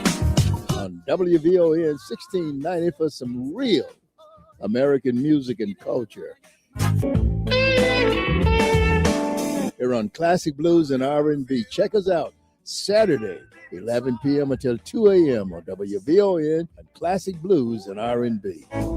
Colon cancer is increasing among younger adults. Talk with your doctor about screenings and never ignore ongoing stomach pain or changes in digestion. And that's your healthy reminder. This healthy reminder is sponsored in part by U Chicago Medicine. Hey fam, what does a healed Chicago look like? For a lot of us, healing has to include reparations for those in power to make amends for the centuries of harm committed against Black people in this country. We deserve a city that invests in us, and we have the power to build it. Join us Saturday, May 30th at the Big Payback People's Assembly with equity and transformation and the movement for Black lives, where we'll be digging into the real questions. What do reparations look like in our communities? And how do we organize to win what we are owed? Come be a part of it on Saturday, May 30th, 11 a.m. at Alt Space, located at 5645 West Corcoran Place. We'll have food, childcare, and real community connection. We built this country. It's time for a full accounting. Let's take back what's ours. Register today at peoplespower.info. That's peoplespower.info. We'll see you there. You gotta get ready for the big payback. The big payback. Kohl's friends and family, listen up, because this one's for you. Right now, you can take an extra 20% off during the Friends and Family sale. Save on summer must-haves for your home, comfy everyday outfits for your family, smart favorites for back to school, and so much more. Yep, it's your time to save. Shop Kohl's Friends and Family sale today. Select styles. Offer ends July 27th. Some exclusions apply. See store or kohls.com for details. Hey everybody, this is Kendall Moore, the Kendall Moore Show, getting you from your work week to your weekend each and every Friday night from 6 until 9 p.m. I get you from your work week to your weekend. Church, tabernacle. Kendall Moore, radio for the next generation on the Talk of Chicago, 1690 AM, WVON.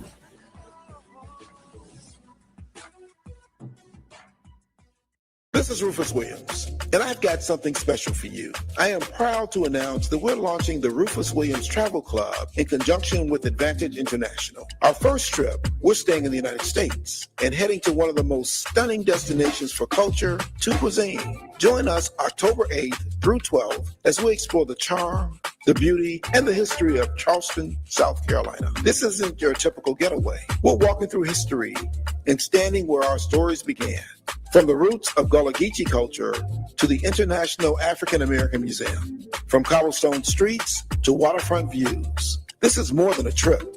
It's a cultural vibe. To find out more, visit WVON.com and click the Rufus Williams Travel Club banner. And keep listening for more details. The Rufus Williams Travel Club will turn curiosity into understanding, one destination at a time. We are WVON.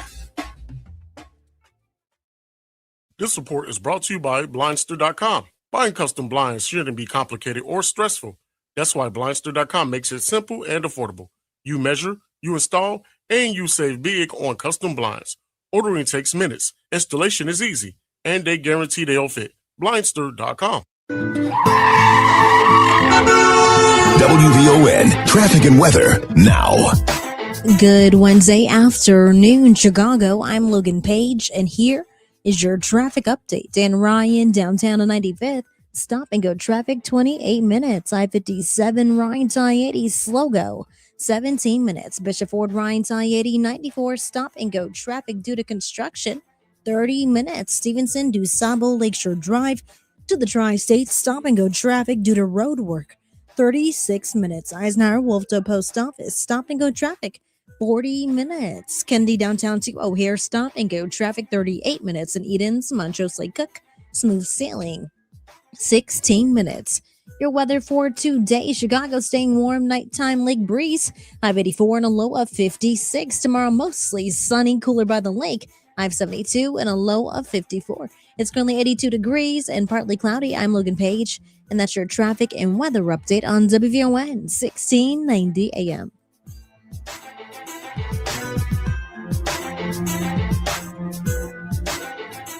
Now back to Atiba Buchanan and LaDonna Raeh on the Talk of Chicago, 1690 WVON.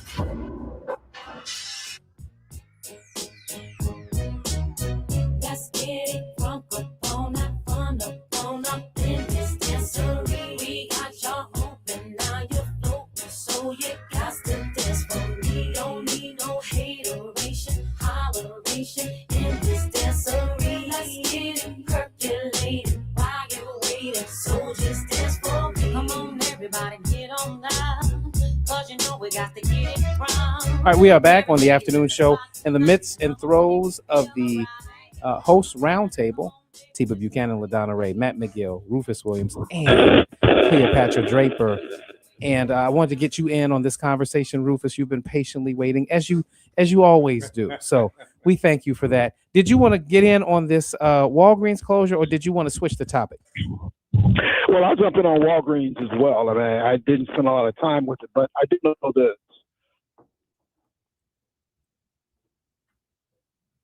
Hello? He said, I do know Fidelity this. comes in, and their intent is to make money. I mean, that's what they get in for, and that's what they do. And part of that process said they were going to close 1,200 of their lowest performing stores. So two things can be true at the same time. They were impacting those stores. There were a lot of reasons why they were doing that. They decided to change their business model. They're closing these stores. And even if you think back, I used to go to Walgreens down the one on Monroe and Dearborn, I think, right in the heart of downtown. And by and large, everything that you were looking for in that Walgreens was locked up. Mm-hmm. So in trying to figure out the best way to do retail, they're going to close up stores that are going to cause them the most issues. And that, to me, is what's happening at Walgreens. Changing ownership, changing business model, and the plan to close 1,200 stores. Now, Rufus took the words right out of my mouth. I was going to say the same thing. Everything can be true, right? The business model can be bad, and people could be stealing. Everything's a factor, right? I mean, it's usually when you make a decision to close a store, it's a combination of reasons, right? But the main reason is you're losing money, right? Or you're losing more than you can handle. Because I would imagine Walgreens, they probably had stores that they were losing money on and were just kind of like rolling with the punches a little bit. And then it just probably got to the point where they couldn't do it anymore. But see, I think we focus on the theft part of it, but I think there's another part of it, right, in these stores, and that's the violence part, guys, right? So the theft part is one thing, but it's another issue if you got fighting going on and your employee gets involved in the fight. Now somebody's coming at your bank. Yep. Oh, wait a minute. A Walgreens employee hit me. Oh, I'm suing. Right. And it was probably a combination of everything. I had somebody on my show, and I forget who this was. It might have been one of you guys that was saying that Walgreens bought all these stores, bought this brand of stores in England. They took on this luxury drugstore brand in England, and they lost money off of that. So that was part of their calculus as well, that they made bad decisions on the corporate level, right? I think it's all true. That probably contributed to it. The violence and the theft probably contributed to it. But at the end of the day, businesses are in business to do what? To make money. Make money. No doubt. Absolutely. Because there used to be a Walgreens on every corner. You remember it was a real estate thing. Absolutely. They were like McDonald's. Exactly. But like to Cleopatra's point, business models change and we got to keep up with the times. That said, I do want to, because we have so many political savants in this conversation, get into the Tennessee redistricting or the Voting Rights Act. All of those things have been hot topics, but in particular Tennessee in the month of May. And if I may bring back Mr. Rufus Williams to help us start this discussion.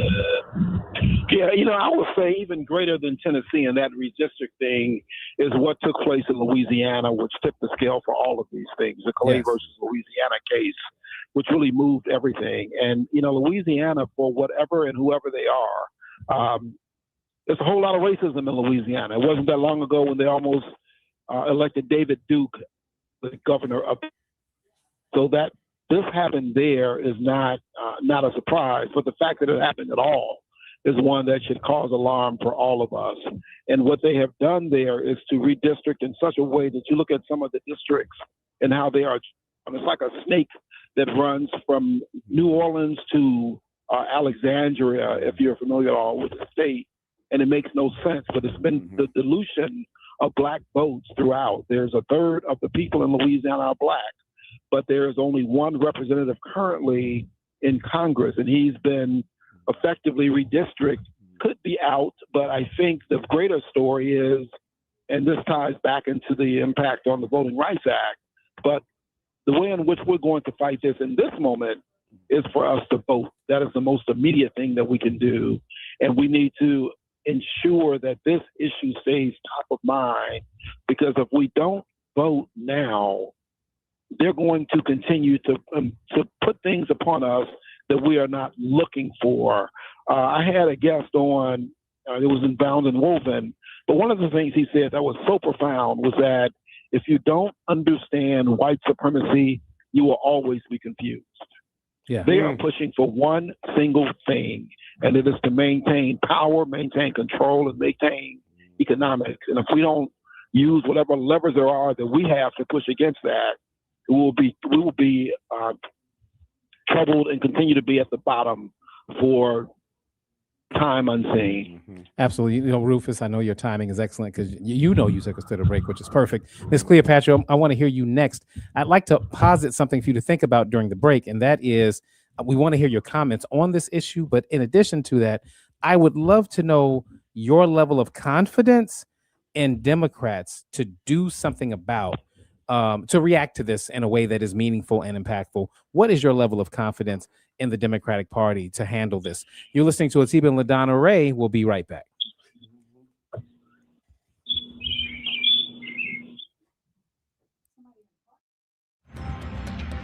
Hope you're having a wonderful Wednesday afternoon, Chicago. I'm Logan Page, and here's happening in your local and national news. Voting rights advocates want Illinois lawmakers to pass the RACE Act after a Supreme Court ruling weakened federal voting protections. They say it could make it harder to stop discriminatory election maps and reduce minority representation. The bill would strengthen state-level redistricting rules. Some lawmakers are still hesitant, but advocates warn delays could leave voters unprotected. In other news, the Green Era Renewable Energy and Urban Farming Campus in Auburn Gresham is a $30 to $40 million project that recently launched an anaerobic digester. The facility turns food waste into renewable natural gas and compost while reducing greenhouse gas emissions. It also includes an urban farm that produces fresh food and plans for future community education and expansion. The project is expected to create jobs, support local development, and contribute to broader revitalization efforts in the neighborhood. In another news, former Attorney General Pam Bondi has reportedly been diagnosed with thyroid cancer. Michael Kastner reports. Axios is reporting that the 60-year-old Bondi was diagnosed shortly after leaving the Justice Department last month and has been undergoing treatment. The report said Bondi is in recovery. Seeming to confirm reports of the diagnosis, former White House staffer turned podcaster Katie Miller posted on X that Bondi has been battling cancer for the last few weeks. I'm Michael Kastner. And it's going to be a long summer this year, and you can thank the calendar for a quirk that made it possible. Bree Tennis with Everybody's grass the same day. This summer will be 7 days longer than last. That's because Memorial Day, always the final Monday of May, came earlier than usual. And Labor Day, always the first Monday of September, will be on the 7th, the latest possible day. Maybe for that on a Sunday. I don't. All that extra math means we'll have 106 days of summer this year. This has happened before, and it will happen again. But you have to wait until 2037 for that. I'm Bree Tennis. I'm Logan Page, and that's your news now on WVON 1690. One of the first things you learn from your dad. Right. Thank you, Barack and Michelle Obama, for bringing your gift to the world home to Chicago. The Obama Presidential Center coming Juneteenth weekend. Witness the celebration of the power of hope and possibility. We're WVON. I had that one too. Hi, I'm Lori Smith, host of Meet the Moment, WVON, in partnership with the Chicago Community. We never owned a home. To amplify an apartment. They didn't want to do all of that. But Chicagoland, giving them the communication tools they need to expand their reach and turn awareness. Right now, our communities are facing real challenges, from economic uncertainty to public safety to access and equity. But in the middle of it all, there are organizations doing the work quietly, faithfully, powerfully. With Meeting the Moment, we'll have honest conversations about the issues shaping our region. Each week, we'll feature a Chicagoland nonprofit we'll hear their story. Because Meeting the Moment is more than just awareness. It's about impact. Join the Meeting the Moment movement, a program designed for the doers. For more information, visit WVON.com/Meeting the Moment. Listen every Saturday at 12 noon, right here on WVON 1690. Let's meet the moment together. Powered by the Chicago Community Trust. At Capital One, we're the type of bank a tech company would build. We harness the power of technology, bring humanity to our work, and lead with innovation. Reimagining banking means we need brilliant and bold perspective. That's where you come in. Ready to discover a game-changing career that'll challenge and inspire you?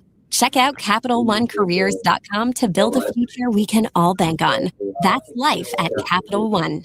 Wendy's new Biggie Deals lets you choose whatever you're in the mood for. It's like a music mixing board of deals, and you're the producer. Go with some chill music. He's been doing this for the second song. Or a full-on sandwich symphony with an $8 Biggie bundle. The grand finale of snacking. Because we don't live in a white man hood. They all come with napkins. You know it's me. At Wendy's. It looks beautiful. Why'd I go to the doctor? Working on the farm, my heart kept skipping a beat. Didn't think much of it, but my daughters made me get checked. Turns out I have atrial fibrillation, which increases the risk of stroke about 5 times.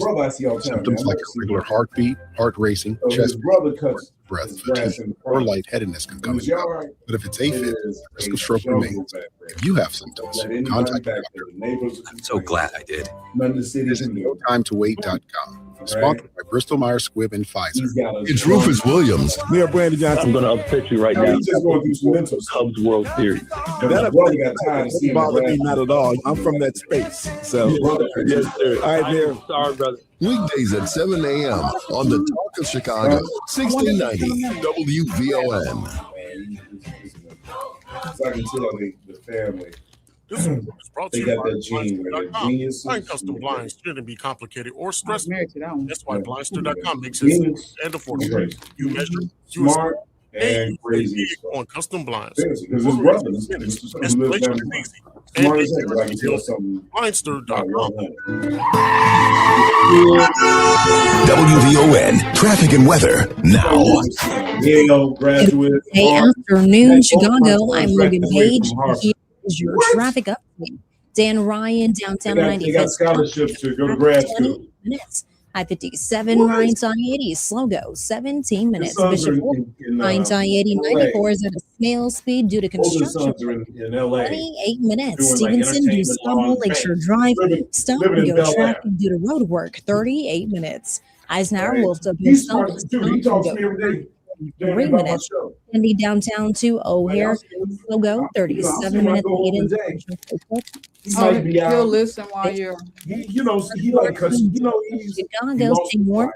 Nighttime Lake Breeze, 584 and a low 56. Tomorrow, sunny, cooler by the lake, high 72. He's in his 80s. 54. It's currently 82 degrees, partly cloudy. I'm Logan Page. And that's your traffic and weather update on WVON 16.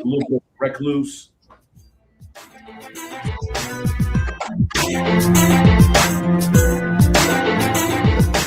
Now back to Atiba Buchanan and LaDonna Raeh on the Talk of Chicago, 1690 WVON.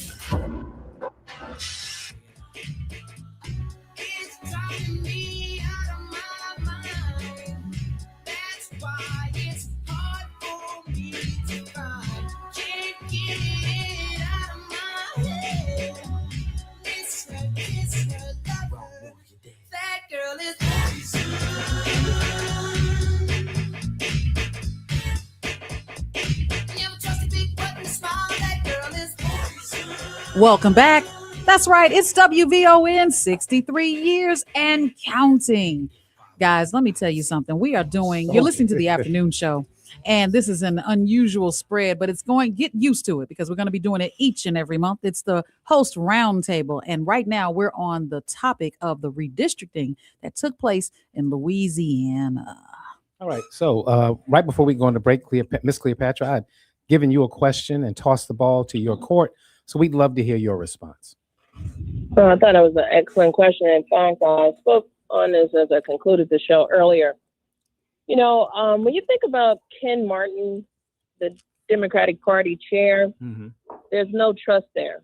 You know, the Democratic Party is in a deficit juxtaposed to the Republican Party, has $100 million surplus, yet they're constantly spending money infighting and some of these frivolous fights within their own party. So, but we can't attest to their sinkhole. I don't know what the bottom is. But for us, On the Democratic side of the fence, there's a lot of lack of trust. So the bottom line is you're asking, with some of these alley-oops, can we pull off a victory? And that's what I was alluding to as we examine the Paxton victory over Cornyn in Texas. And it poises Tallarico to be primed to flip Texas purple, right? That will begin to have a cataclysmic effect as a response to the gerrymandering. I'm not sure if I'm totally confident, as you're asking me. My level of confidence on a scale of 100% is at a 75 because we don't have the big donors. And those that are donating, the top donor to Tallarico is AIPAC, right? So I'm not sure if that's going to be enough unless we find some synergy within the party that is rooted in trust to pull off some of these victories that will begin to have a pendulum swing of power taken from the Senate and the House. That is the goal. The goal is just not to make Trump a lame duck, but to function and get the government back right and get the country at a pivot point that is going to be centrist for Black liberation. I'm not sure we can do it. Yeah. Time will tell. I absolutely share your trepidation, but I think this is a great way to bring you in, LaDonna, because you and I talk about this often, about it's one thing to win the House. It's one thing to win the Senate or whatever. It's one thing to win the election, but it's another thing to correct some of the things, to codify a lot of the things that have been left to tradition, left to just general expectation. That's my concern is, are Democrats going to look at all these loopholes that this administration has been able to exploit and say, you know what, we need to codify the Voting Rights Act? Not, you know what I'm saying? So what is is that one of your concerns? And if so, why? Well, here's the thing. Do we have a strategy, or are we diluting our influence? If you look at what's going on with the gerrymandering, obviously it's taking the power and putting it in one bucket. Okay, if you look at it that way. And if the power is in one bucket, everybody's up in arms and they're not paying attention to the details. If no matter who's in office, you have to hold them accountable. So if the Democrats are in office and they have all this time to make things, I'll put in air quotes, right, and they still go about doing things by putting a bandage on it or just kind of moving things along, it's almost like passing a child that can't read and allowing them to graduate. And then you look up and suddenly they don't qualify for a higher position. So at some point, we have to stop with the madness of doing things the way we were doing them before. And I don't think that the Democratic Party, it really understands that they need a makeover. Forget team takeover. They need a true makeover. People are talking about third parties. People are talking about not voting. People are talking about a whole lot of things. But we have really had an opportunity to make this thing right. But what we can't continue to do is allow our people or whoever, no matter if they look like us or they have the Democratic Party or Republican, whatever the case may be. But it seems like when it's Democrat and it looks like us, we sit back and we expect them to know what we're going through and know what we need and just get it done. That's not how this thing works. Hey, Matt, I want to bring you in on this because she talked about some of the issues with the Democratic Party. In the past couple of days, the hottest topic has been the autopsy. The autopsy that they were very hesitant and resident to let I can't even say the word. I'm gonna leave it alone. Very hesitant to let out. I can hear it in my head, but I can't say it. That said, Matt, what do you think of the autopsy, and what does it say about the Democrats that they were unwilling for so long to release that? I mean, look, the autopsy kind of focused on the 2024 election, right? And the 2024 election to me, and I say this on my show all the time, was about we just, as good and qualified as Kamala Harris was, we just had the wrong candidate at the wrong time. And the Democratic Party, you can sit up here and try to do an autopsy all you want to. Democrats blew an opportunity to make history and have an open primary or a brokered primary, whatever the correct term is, right? Because Joe Biden, we all know that Joe Biden hung on too long. But once he said, I'm done, all right, cool, I got to move on, we had a convention that was going to happen in Chicago in August. And delegates felt like, hey, we voted for Joe Biden to be president, right? We didn't necessarily vote for Kamala Harris to be president. We wanted her to be vice president. We voted for Joe Biden to be. What they should have done was say, we're about to make history and show our Constitution works. We're about to let these delegates come to the convention and do what they're supposed to do. Vote for the person they want to be president of the United States. And America is going to be glued to their television for 4 days. And we're going to take all the attention away from Donald Trump, and he's going to hate every minute of it. Because nobody in our lifetime, we have never seen our Constitution put into code red like this. Open convention, people step up to the plate. You know who would have stepped up? Pritzker. We're in Chicago. I financed this primary. Gavin Newsom. I'm the man. We're going to do this. Bernie Sanders, Cory Booker, Kamala Harris. At the end of the day, the delegates in the United Center would have voted for who they wanted to run for president. And that candidate would have hit the ground with more publicity. Donald Trump would have been on backstreet, hated every moment of it. And we wouldn't be talking about a Democratic autopsy or whatever. It's an autopsy. Autopsy. We wouldn't be talking about that. All right. Well, that was a great point. Didn't answer my question, What? but it was a great point. What? I mean, that's it. I mean, I think the autopsy is just people are criticizing the autopsy and saying that, like, they threw in there. Somebody said they didn't address Gaza. They did whatever.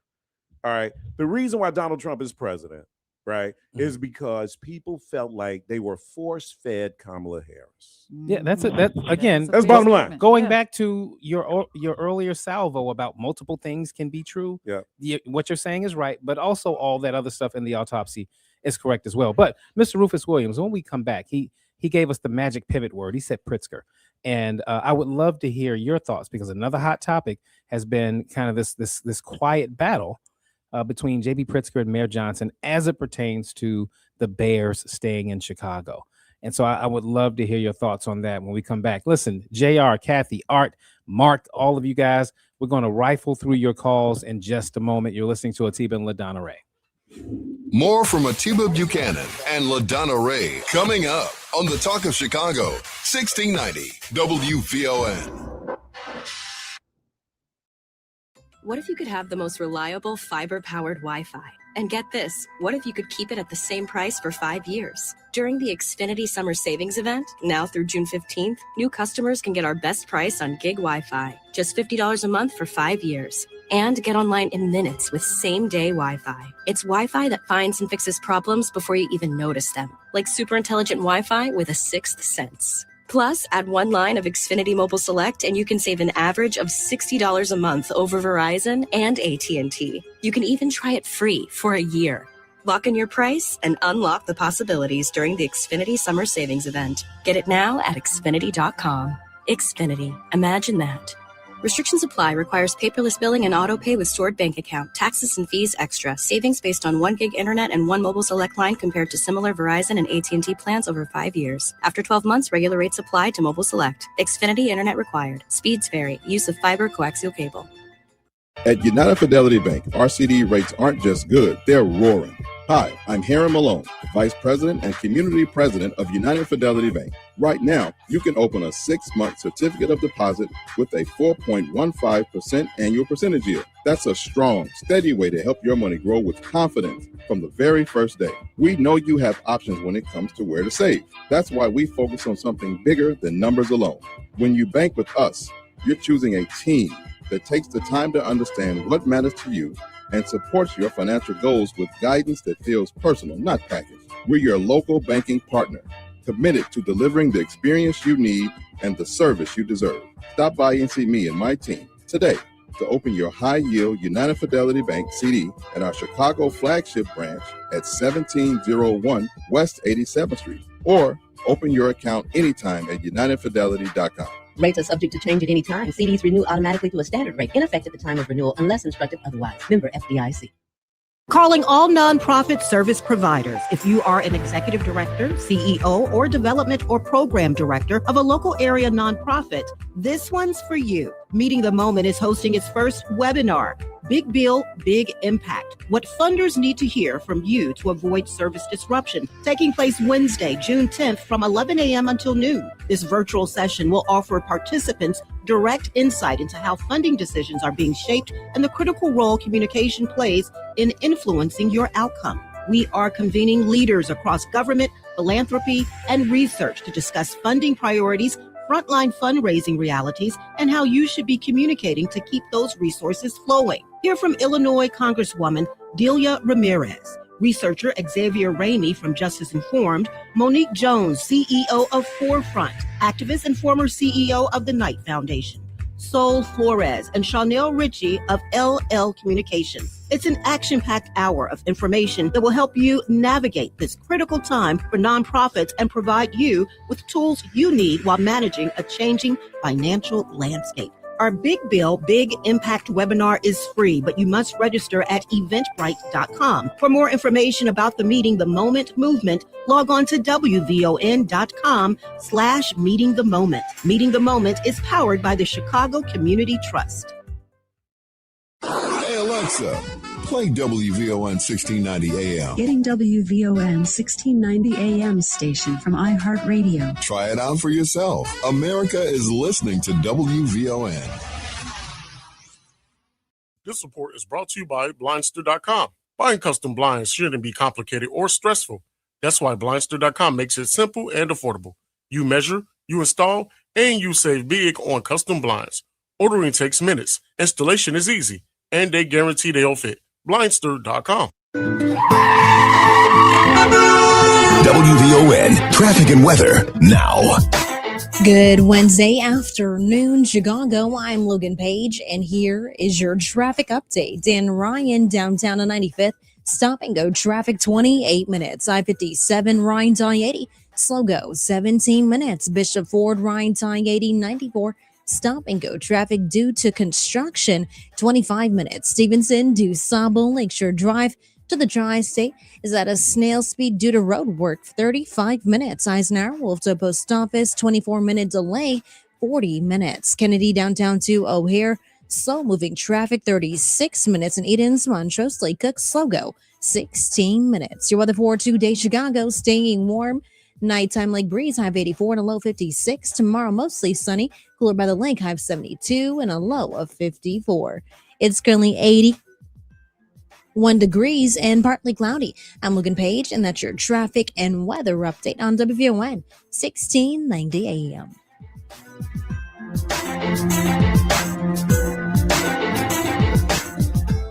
Now back to Atiba Buchanan and LaDonna Raeh on the Talk of Chicago. 1690 WVON.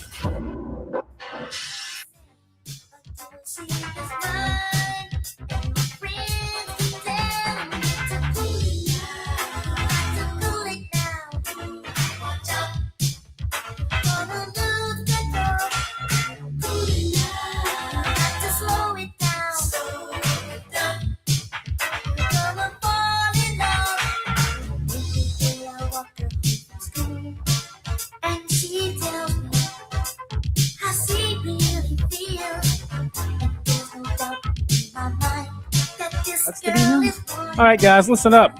This is the time. This is the time.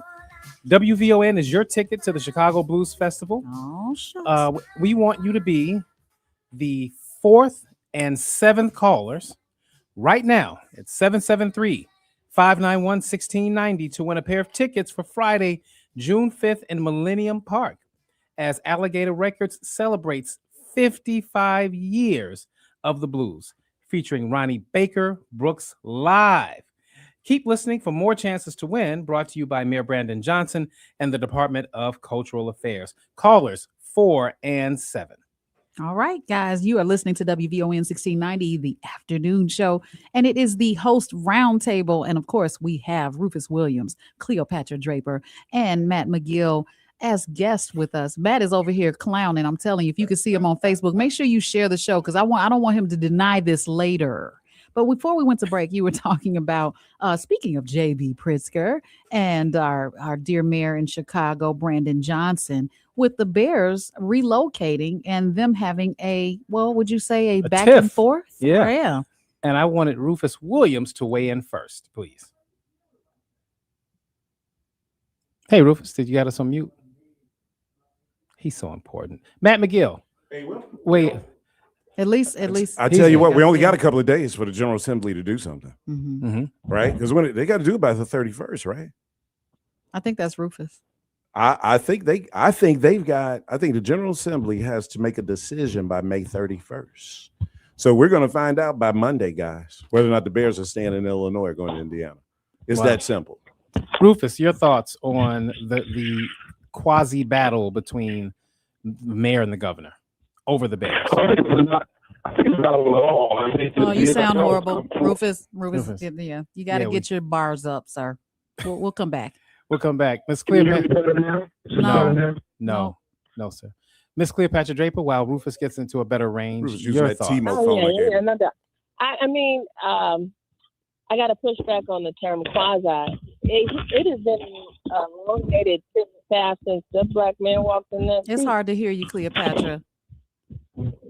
I said that it's not a quasi issue. I mean, it is an elongated issue between the two. Sure.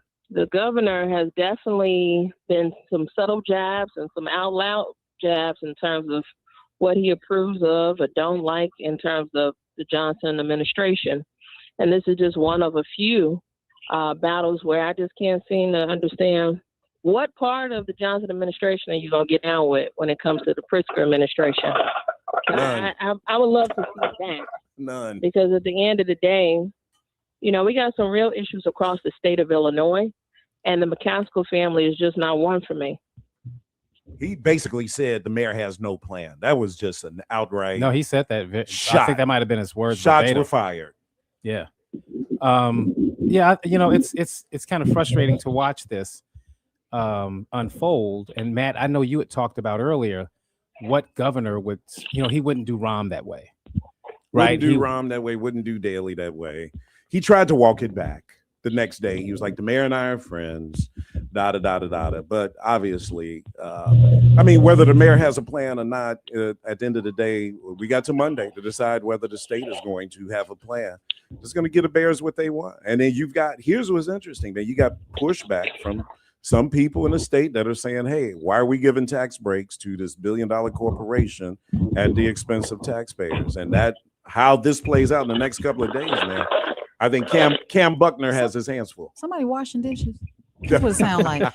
Real quick, I don't see why a mayor and a governor would even be at each other when it comes to the Bears. It's all going to be in the same state, and it's a win-win. It's like no matter where the Bears will be, they will still be in Illinois, and one would root for the other, in my opinion. I just don't see why there's a back and forth.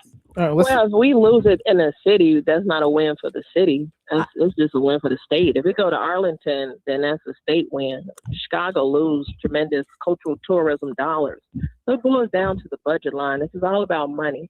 And to Matt's point, it is egregious how he talks to the mayor.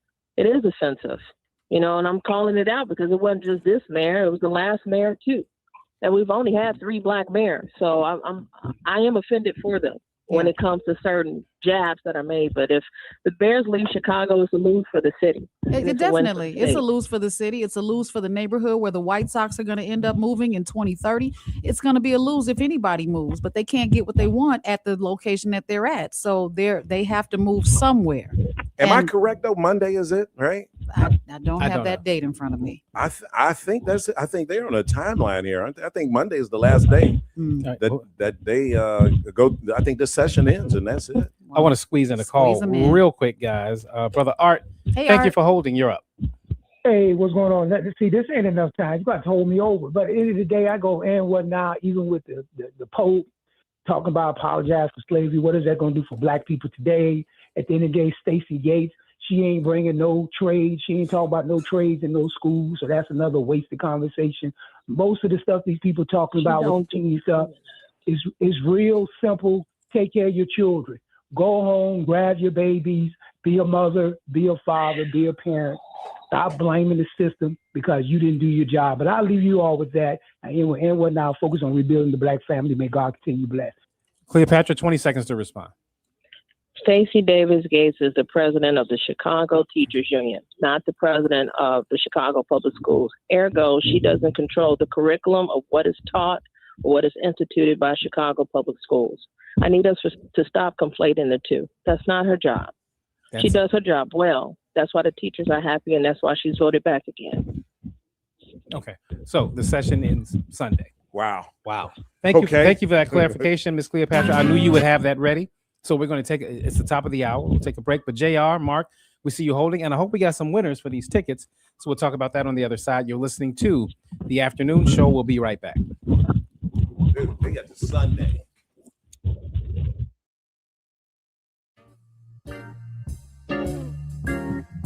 Happy Wednesday afternoon, Chicago. I'm Logan Page, and here are your news headlines. Jill Biden says she feared husband had stroke during 2024 debate. Chicago Jewish leaders criticize Mayor Johnson's hate crime strategy. Muslims celebrating Eid al-Adha following last week's San Diego attack. National news from the Black Information Network is up next on Chicago's only urban talk radio station, 1690 AM WVON, Berwyn, Chicago.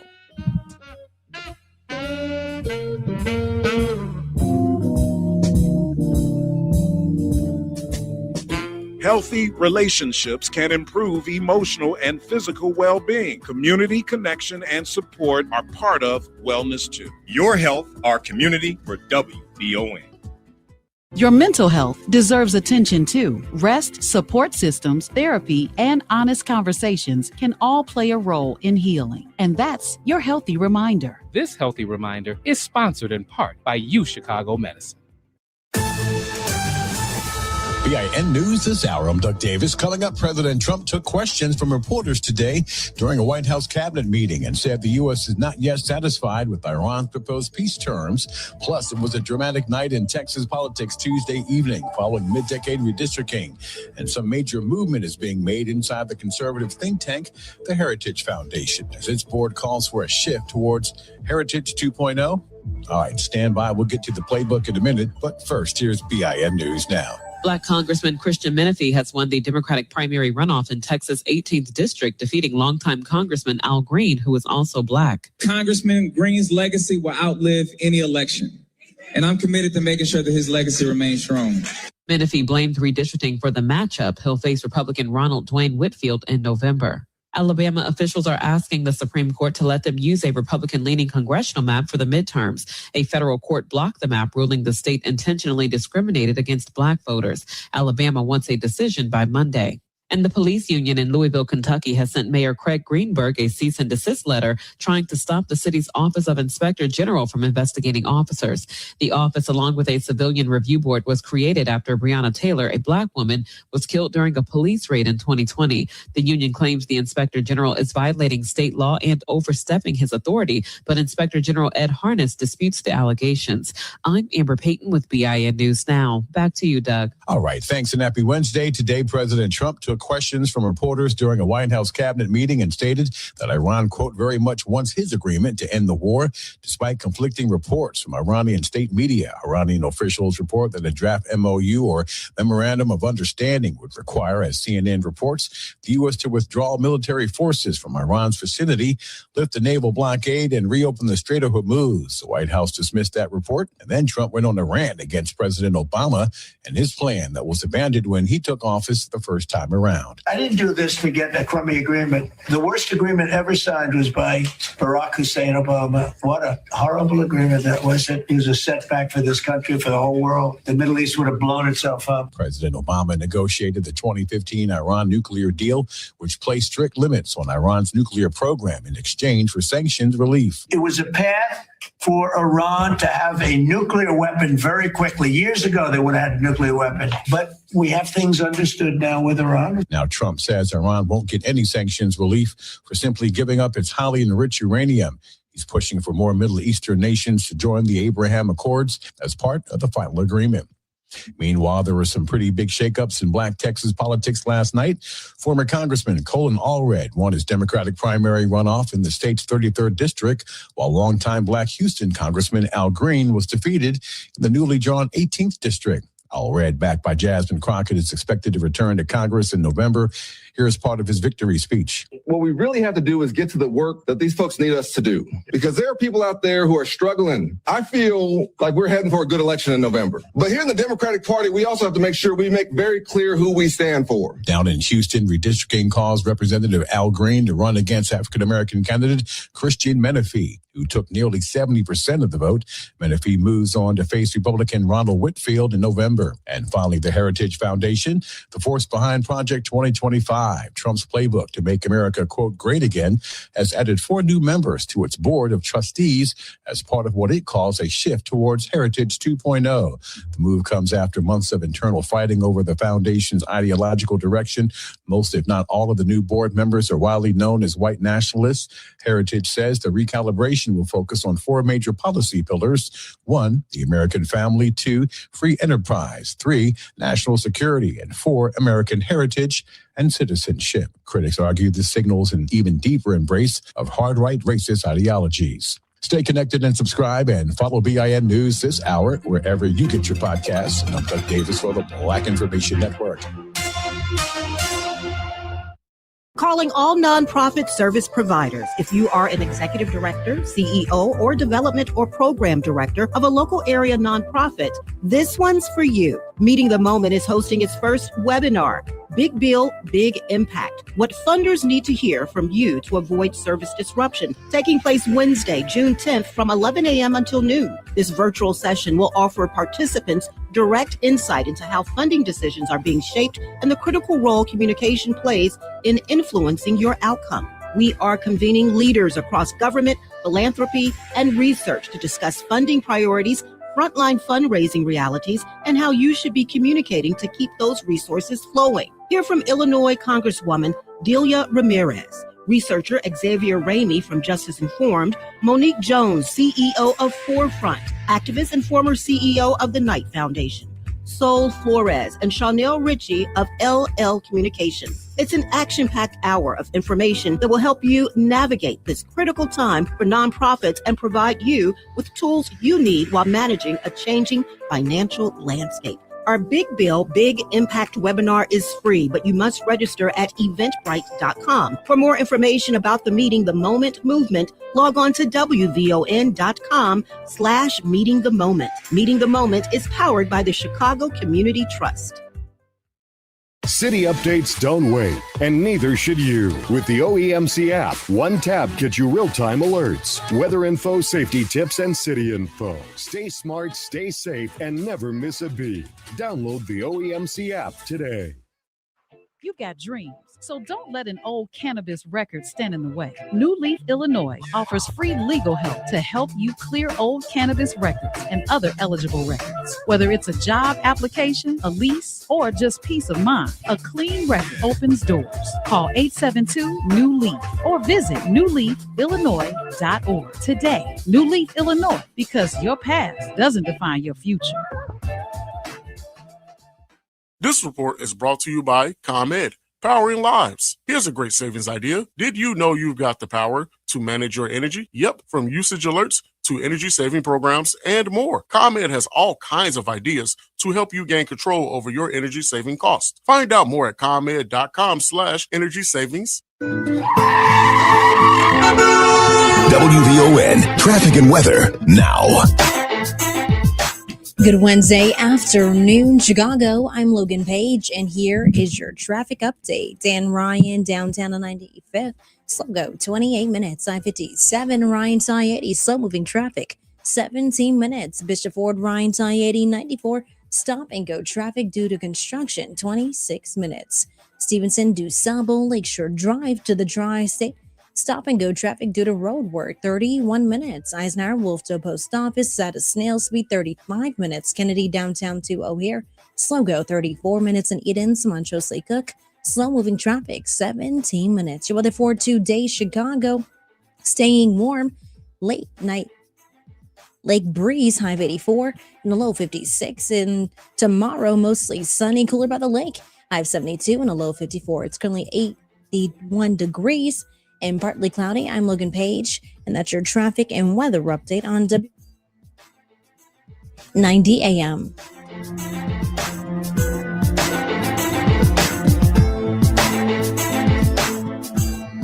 From the Xfinity Studios at WVON, it's Atiba Buchanan and LaDonna Raeh on Chicago's Essential Storyteller, 1690 WVON.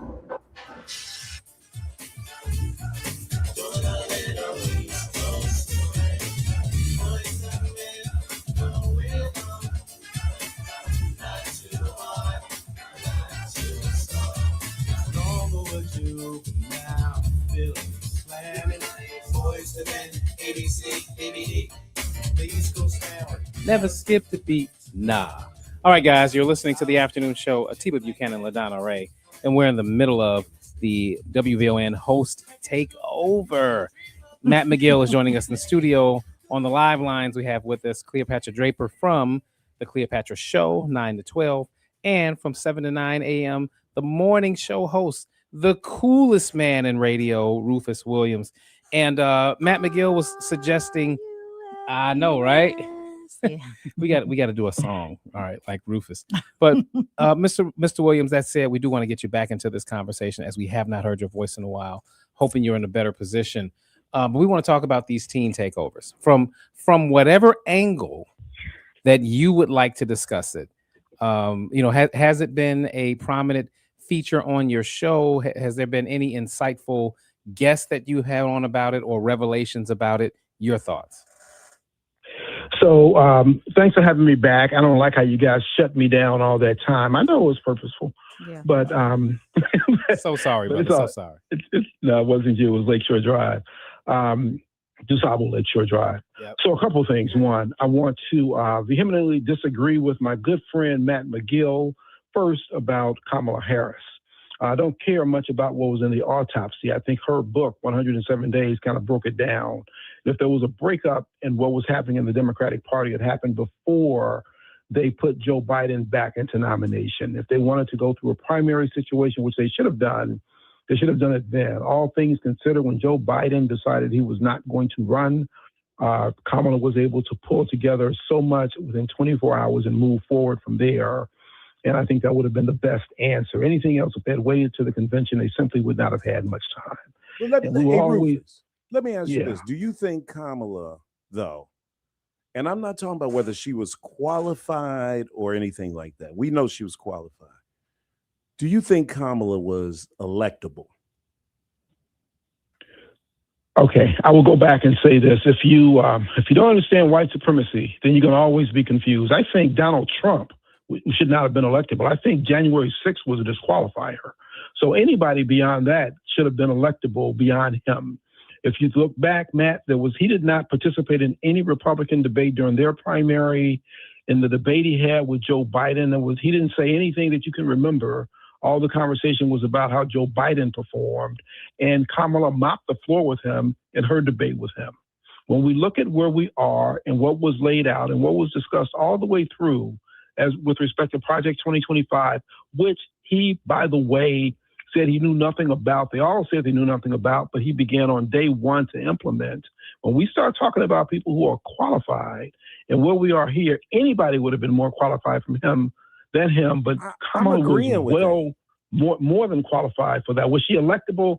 When we look at this country, Hillary Clinton was electable, but she didn't get elected. See, I don't think Kamala Harris was absolutely electable, but she didn't get elected. I don't even think Hillary was electable.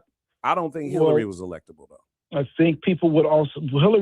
Hillary got I don't know the numbers off the top of my head. She had more votes. She had more votes. But you get to those votes, and you think about the tipping of the scale that James Comey did with coming forward toward the end of that election. That was terrible. And talking about her emails. If Hillary Clinton had been elected, she would be electable. The fact is, she didn't win. Right. And Kamala Harris, I think it was 2.5 million votes, popular votes. That was the difference in where they were. So was she electable? Absolutely. She had been vice president for 4 years.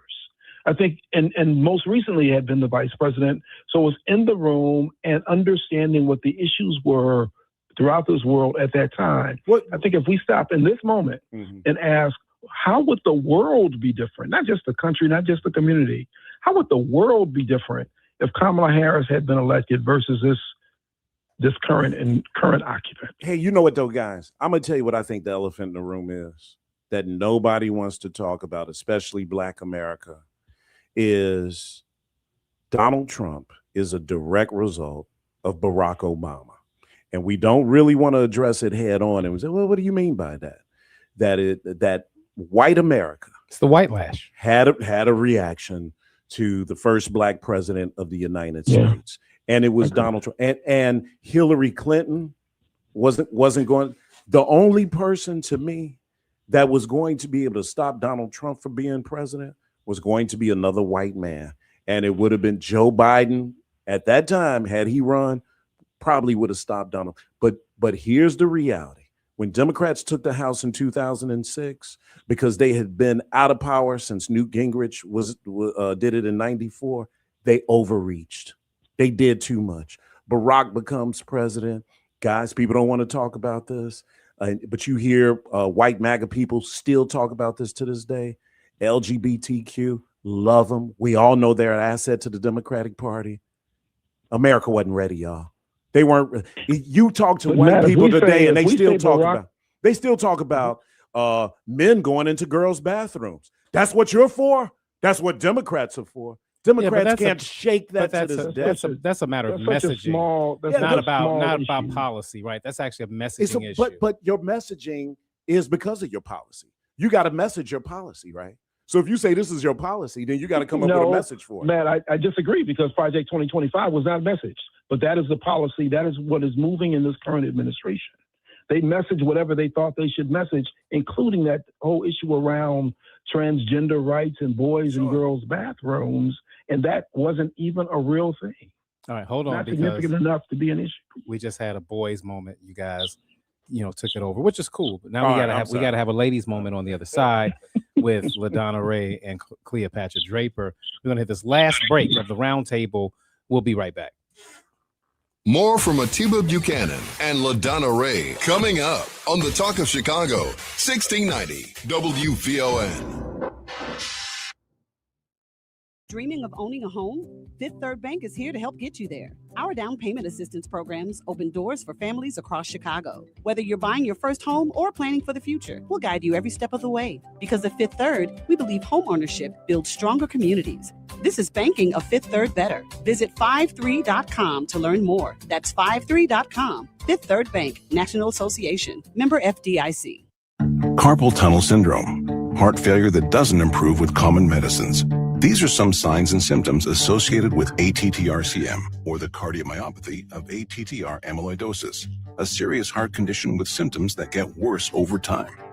Amvuttra, vutrisiran, is a prescription medicine given by a healthcare provider that treats ATTR-CM in adults to reduce heart-related death, hospital stays, and urgent visits. In a clinical study, Amvuttra was proven to help people live longer and have fewer heart-related hospital stays and urgent visits over 3 years compared to placebo. Amvuttra lowers the amount of vitamin A in your blood, which can affect vision. Other side effects include pain in the arms or legs, pain in the joints, and shortness of breath. These are not all the possible side effects of Amvuttra. For prescribing information, call 1-833-256-2748 or learn more at amvuttra.com. Ask your doctor about Amvuttra for ATTR-CM. It's Matt McGill. I'm not the heir of billions of dollars. I'm a working class brother that was teaching middle school a handful of years ago. The real struggle that I experienced, the governor and I had different upbringing. He doesn't know what it's like to open up a refrigerator, ain't no food in it. And so my motivation to make sure that a corporation keeps jobs in Chicago is so that families don't have to struggle like my family did. And so, yes, that's going to come across at times probably a little bit more provocative, because what's at stake for him is what's at stake for me. It's just not. Weekdays at noon on the Talk of Chicago, 1690 WVON. Tuned in to your favorite WVON personalities on Facebook Live? Don't just watch, like it, love it, share it. Every click helps us grow the conversation and keep the community strong. So remember, like it, love it, share it, Chicago.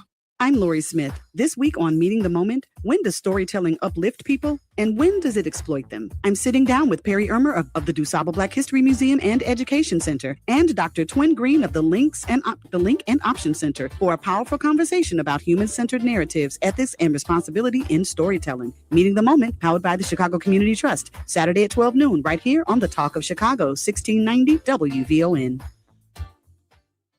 This is Rufus Williams, and I've got something special for you. I am proud to announce that we're launching the Rufus Williams Travel Club in conjunction with Advantage International. Our first trip, we're staying in the United States and heading to one of the most stunning destinations for culture to cuisine. Join us October 8th through 12th as we explore the charm, the beauty, and the history of Charleston, South Carolina. This isn't your typical getaway. We're walking through history and standing where our stories began.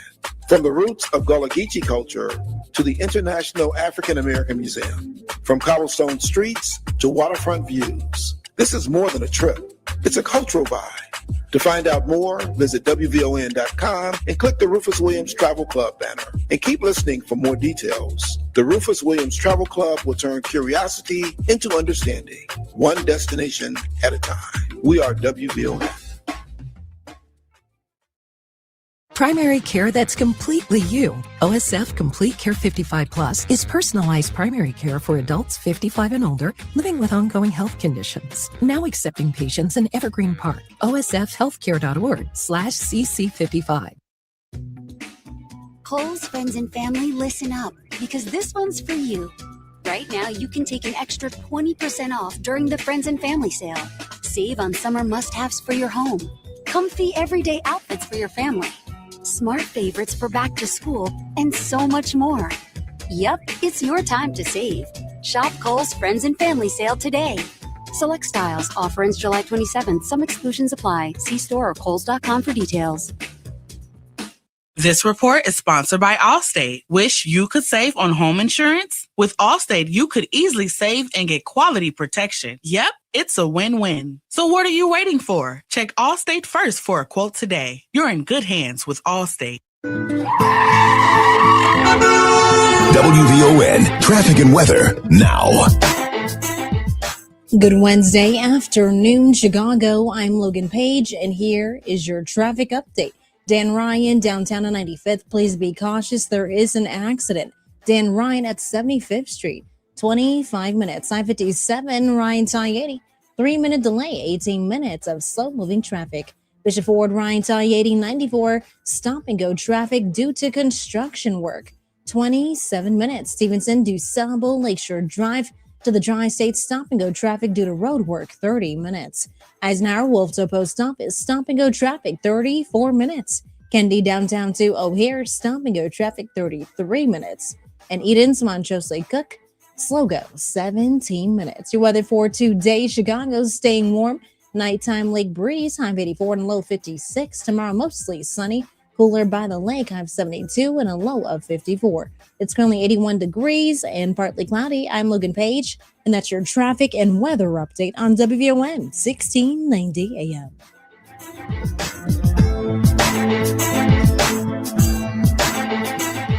Now back to Atiba Buchanan and LaDonna Raeh on the Talk of Chicago, 1690 WVON.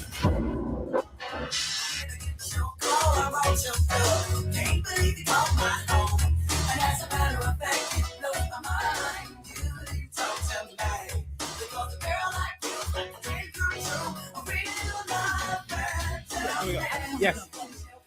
All right, guys, we're back. 5:23. I just want to be organic. 5:23. I don't want to be prompted. Amen to that. And we want to. I just want to speak freely. I'm gonna let you do it if you stop. Promise. All right, guys. I just want to talk now. I'm just kidding. Go ahead. All right, so we're gonna call an audible here, Miss Cleopatra, because also one of the biggest things that happened this month, because we've all talked about the teen takeovers in all of our most recent shows, but last week the hottest thing was this roast of Kevin Hart and all of these racially charged jokes and we can't agree on what's offensive or what's a joke. Miss Cleopatra, we're gonna start with you. Well, first of all, y'all had a boys' moment, so unless you gonna support this gender bias, I got to get my 2 cents in about Kamala. Okay. I wanted to say salient point to Rufus. Bottom line, 107 days against a 12-year challenger. Where's the grace? So since we won't give her grace, I'm going to take it for her because she ran a hell of a race. And if she chooses to run again, may God bless and keep her. And we need to brace ourselves to support her. But for those that don't agree, find your candidate. And I'm going to wait for whichever white person y'all going to pick. And I still don't think they will amount to a hill of beans against the deep. Last but not least, when it comes to the roast, I did take the time of 3 years of my life to watch it from start to finish.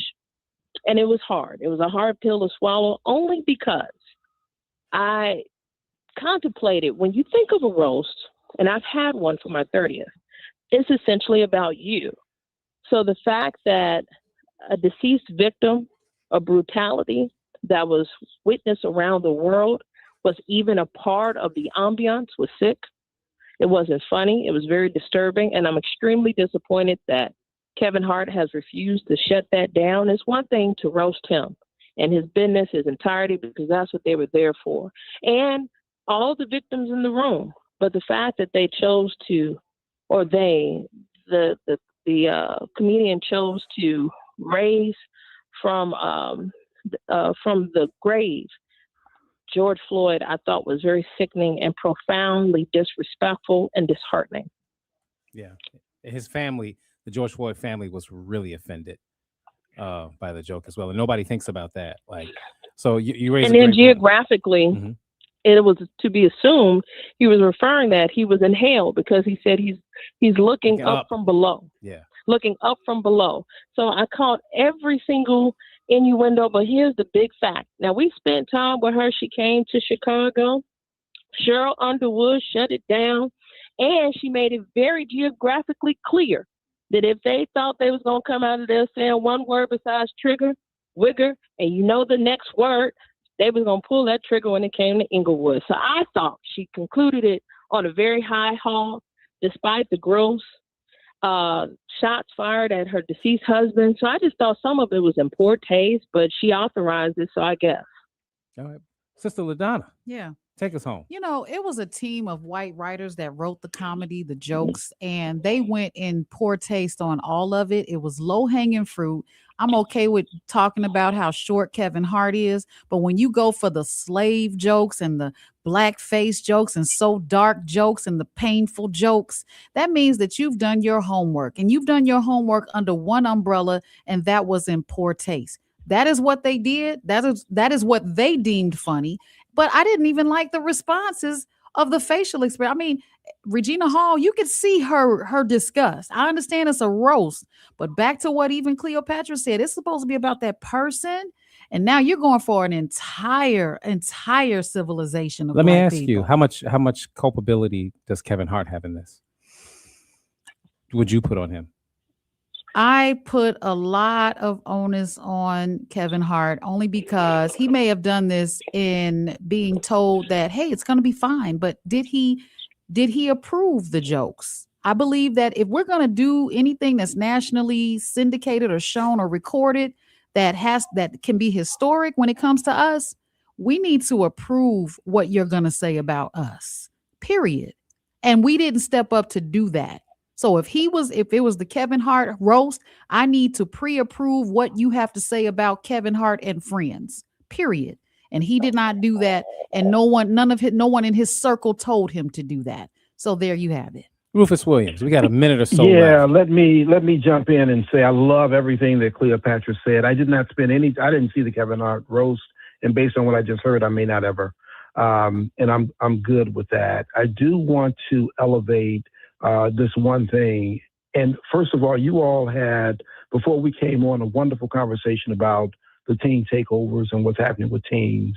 We need to engage them to understand that older folks can't sit on the side and say this is what is or what is not. We need to get in with them and see what it is that they think.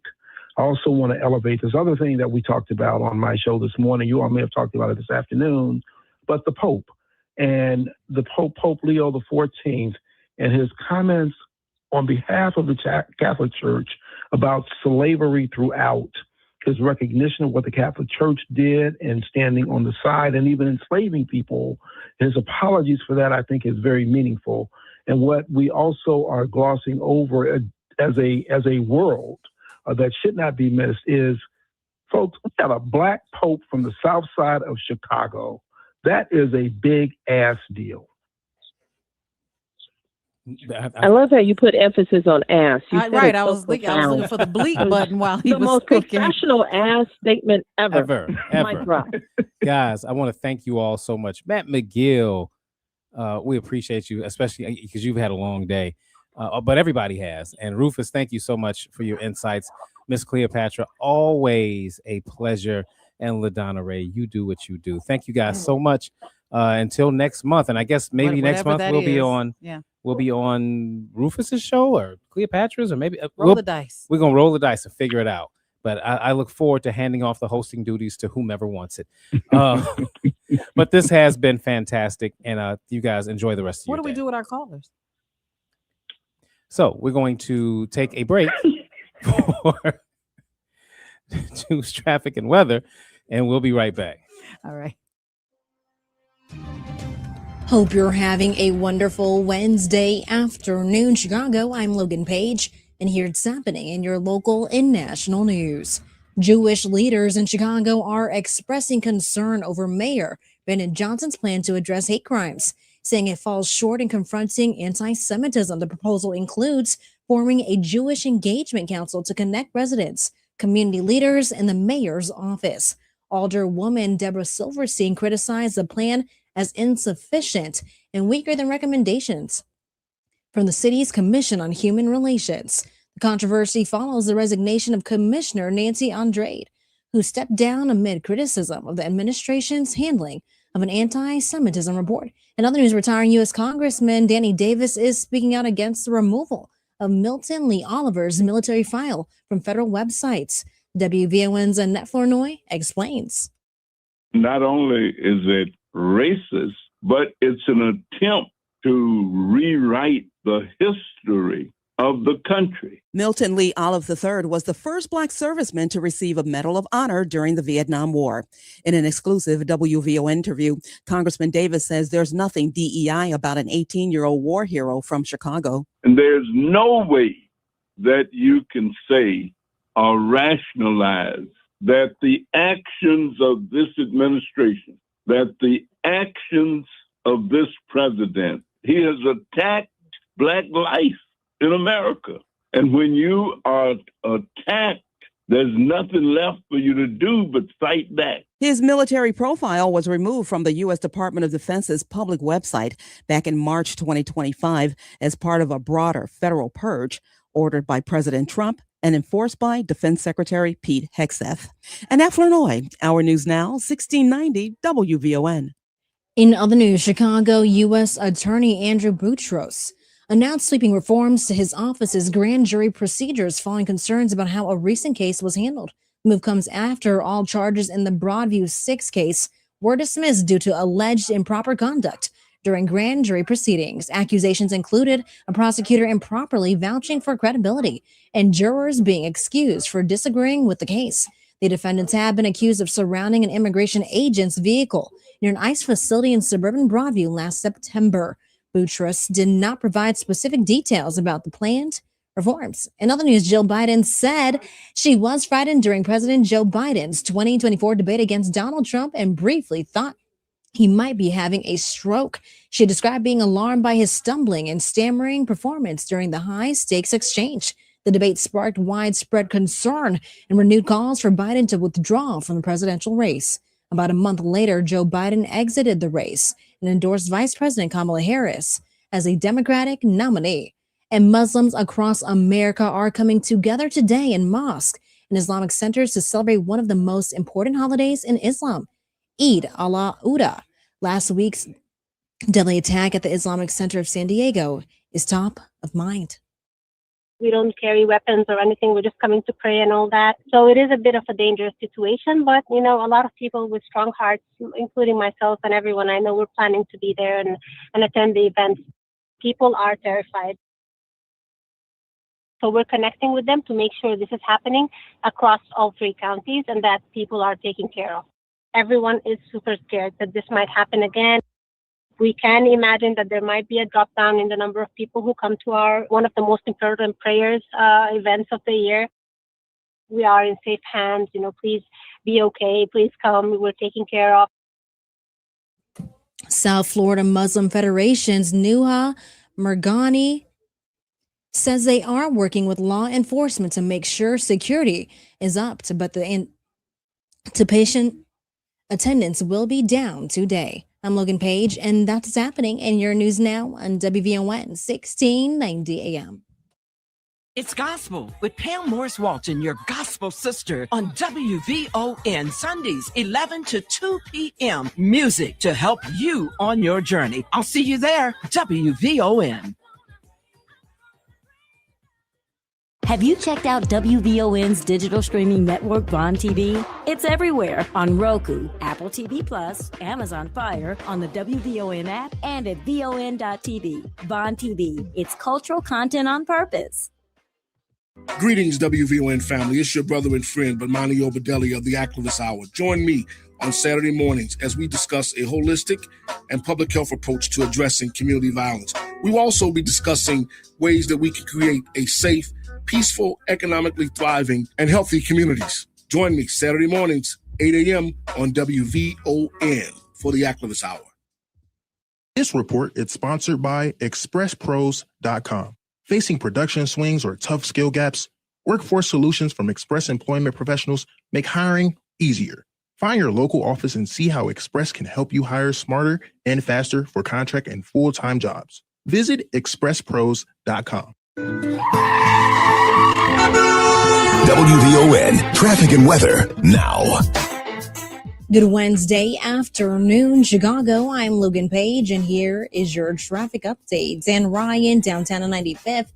There is an accident causing some delays. Dan Ryan at 75th Street, 25 minutes. I-57 Ryan to I-80. Slow go, 17 minutes. Bishop Ford Ryan to I-80, 94. Due to construction, there is stop and go traffic, 25 minutes. Stevenson, DuSable, Lakeshore Drive to the Tri-State, stop and go traffic due to road work, 29 minutes. Eisenhower, Wolfso Post Office, slow moving traffic, 28 minutes. Kennedy downtown to O'Hare, stop and go traffic, 33 minutes. And Eden's, Montrose Lake Cook, smooth sailing, 16 minutes. Your weather for today, Chicago.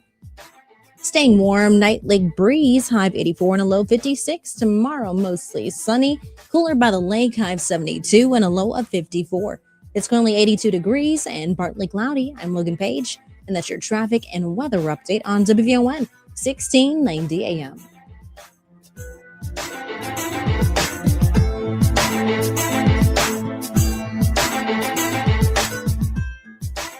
You never know who's going to stop by WVON. And on the live line is Cardinal Blaze Joseph Supich. Thank you so much for joining the Cleopatra Show. Well, thank you, Cleopatra. Thanks for having me. Yusuf Jackson is officially serving as the CEO, and he is here to join the Cleopatra Show. How are you, Yusuf? Good morning. I'm doing well. Thank you so much for having me. And on the live line is the Mark Morial, President and CEO of the National Urban League, as promised. President Morial, how are you? Thank you for having me, and great to be with you. We are the talk of Chicago, 1690 WVON. Now back to Atiba Buchanan and LaDonna Raeh on the talk of Chicago, 1690 WVON.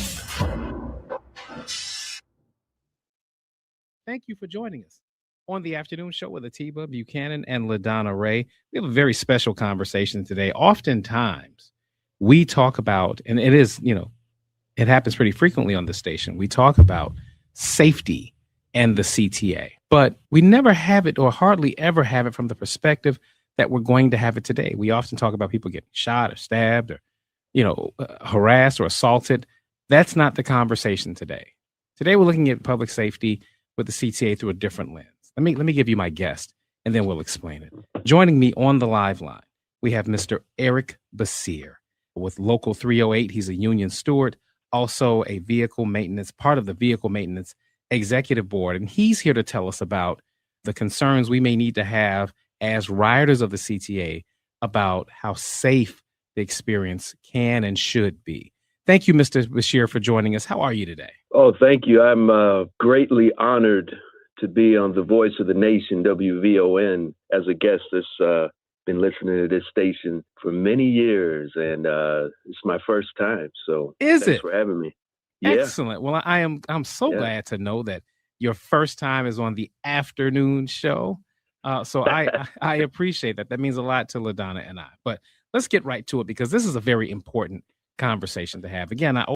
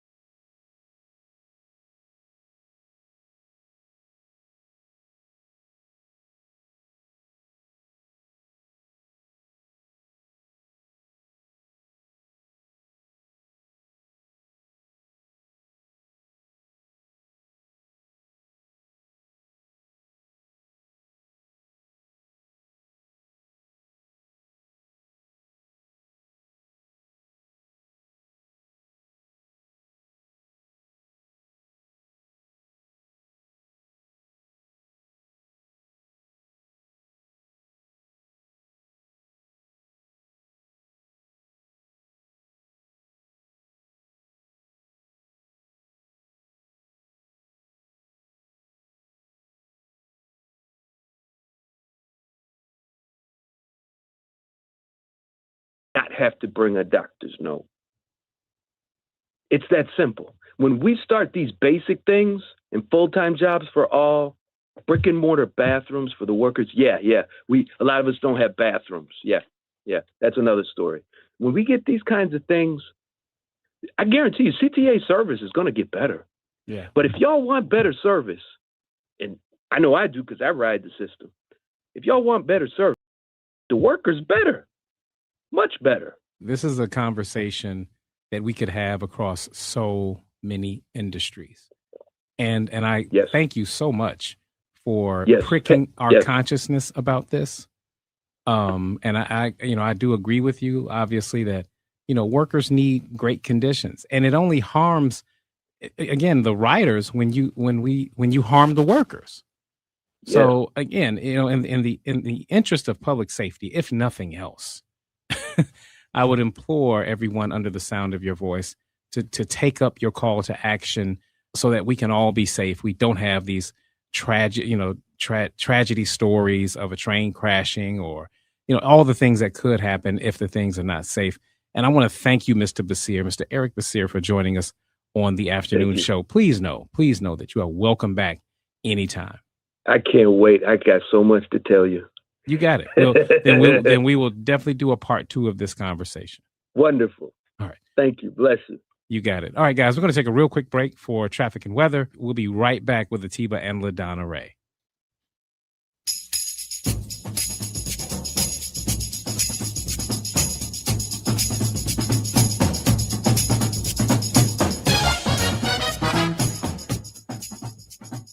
Happy Wednesday evening, Chicago. I'm Logan Page, and here are your news headlines.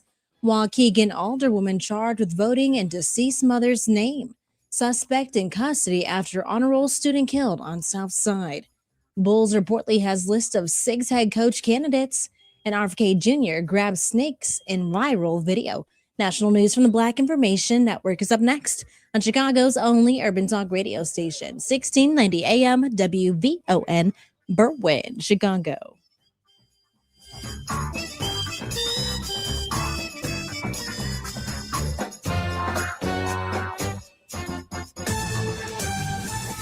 BIN News this hour. I'm Doug Davis. Coming up, President Trump took questions from reporters today during a White House cabinet meeting and said the U.S. is not yet satisfied with Iran's proposed peace terms. Plus, it was a dramatic night in Texas politics Tuesday evening following mid-decade redistricting. And some major movement is being made inside the conservative think tank, the Heritage Foundation, as its board calls for a shift towards Heritage 2.0. All right, stand by. We'll get to the playbook in a minute. But first, here's BIN News now. Black Congressman Christian Menifee has won the Democratic primary runoff in Texas' 18th district, defeating longtime Congressman Al Green, who is also Black. Congressman Green's legacy will outlive any election, and I'm committed to making sure that his legacy remains strong. Menifee blamed redistricting for the matchup. He'll face Republican Ronald Dwayne Whitfield in November. Alabama officials are asking the Supreme Court to let them use a Republican-leaning congressional map for the midterms. A federal court blocked the map, ruling the state intentionally discriminated against Black voters. Alabama wants a decision by Monday. And the police union in Louisville, Kentucky has sent Mayor Craig Greenberg a cease and desist letter trying to stop the city's Office of Inspector General from investigating officers. The office, along with a civilian review board, was created after Breonna Taylor, a Black woman, was killed during a police raid in 2020. The union claims the Inspector General is violating state law and overstepping his authority, but Inspector General Ed Harness disputes the allegations. I'm Amber Payton with BI.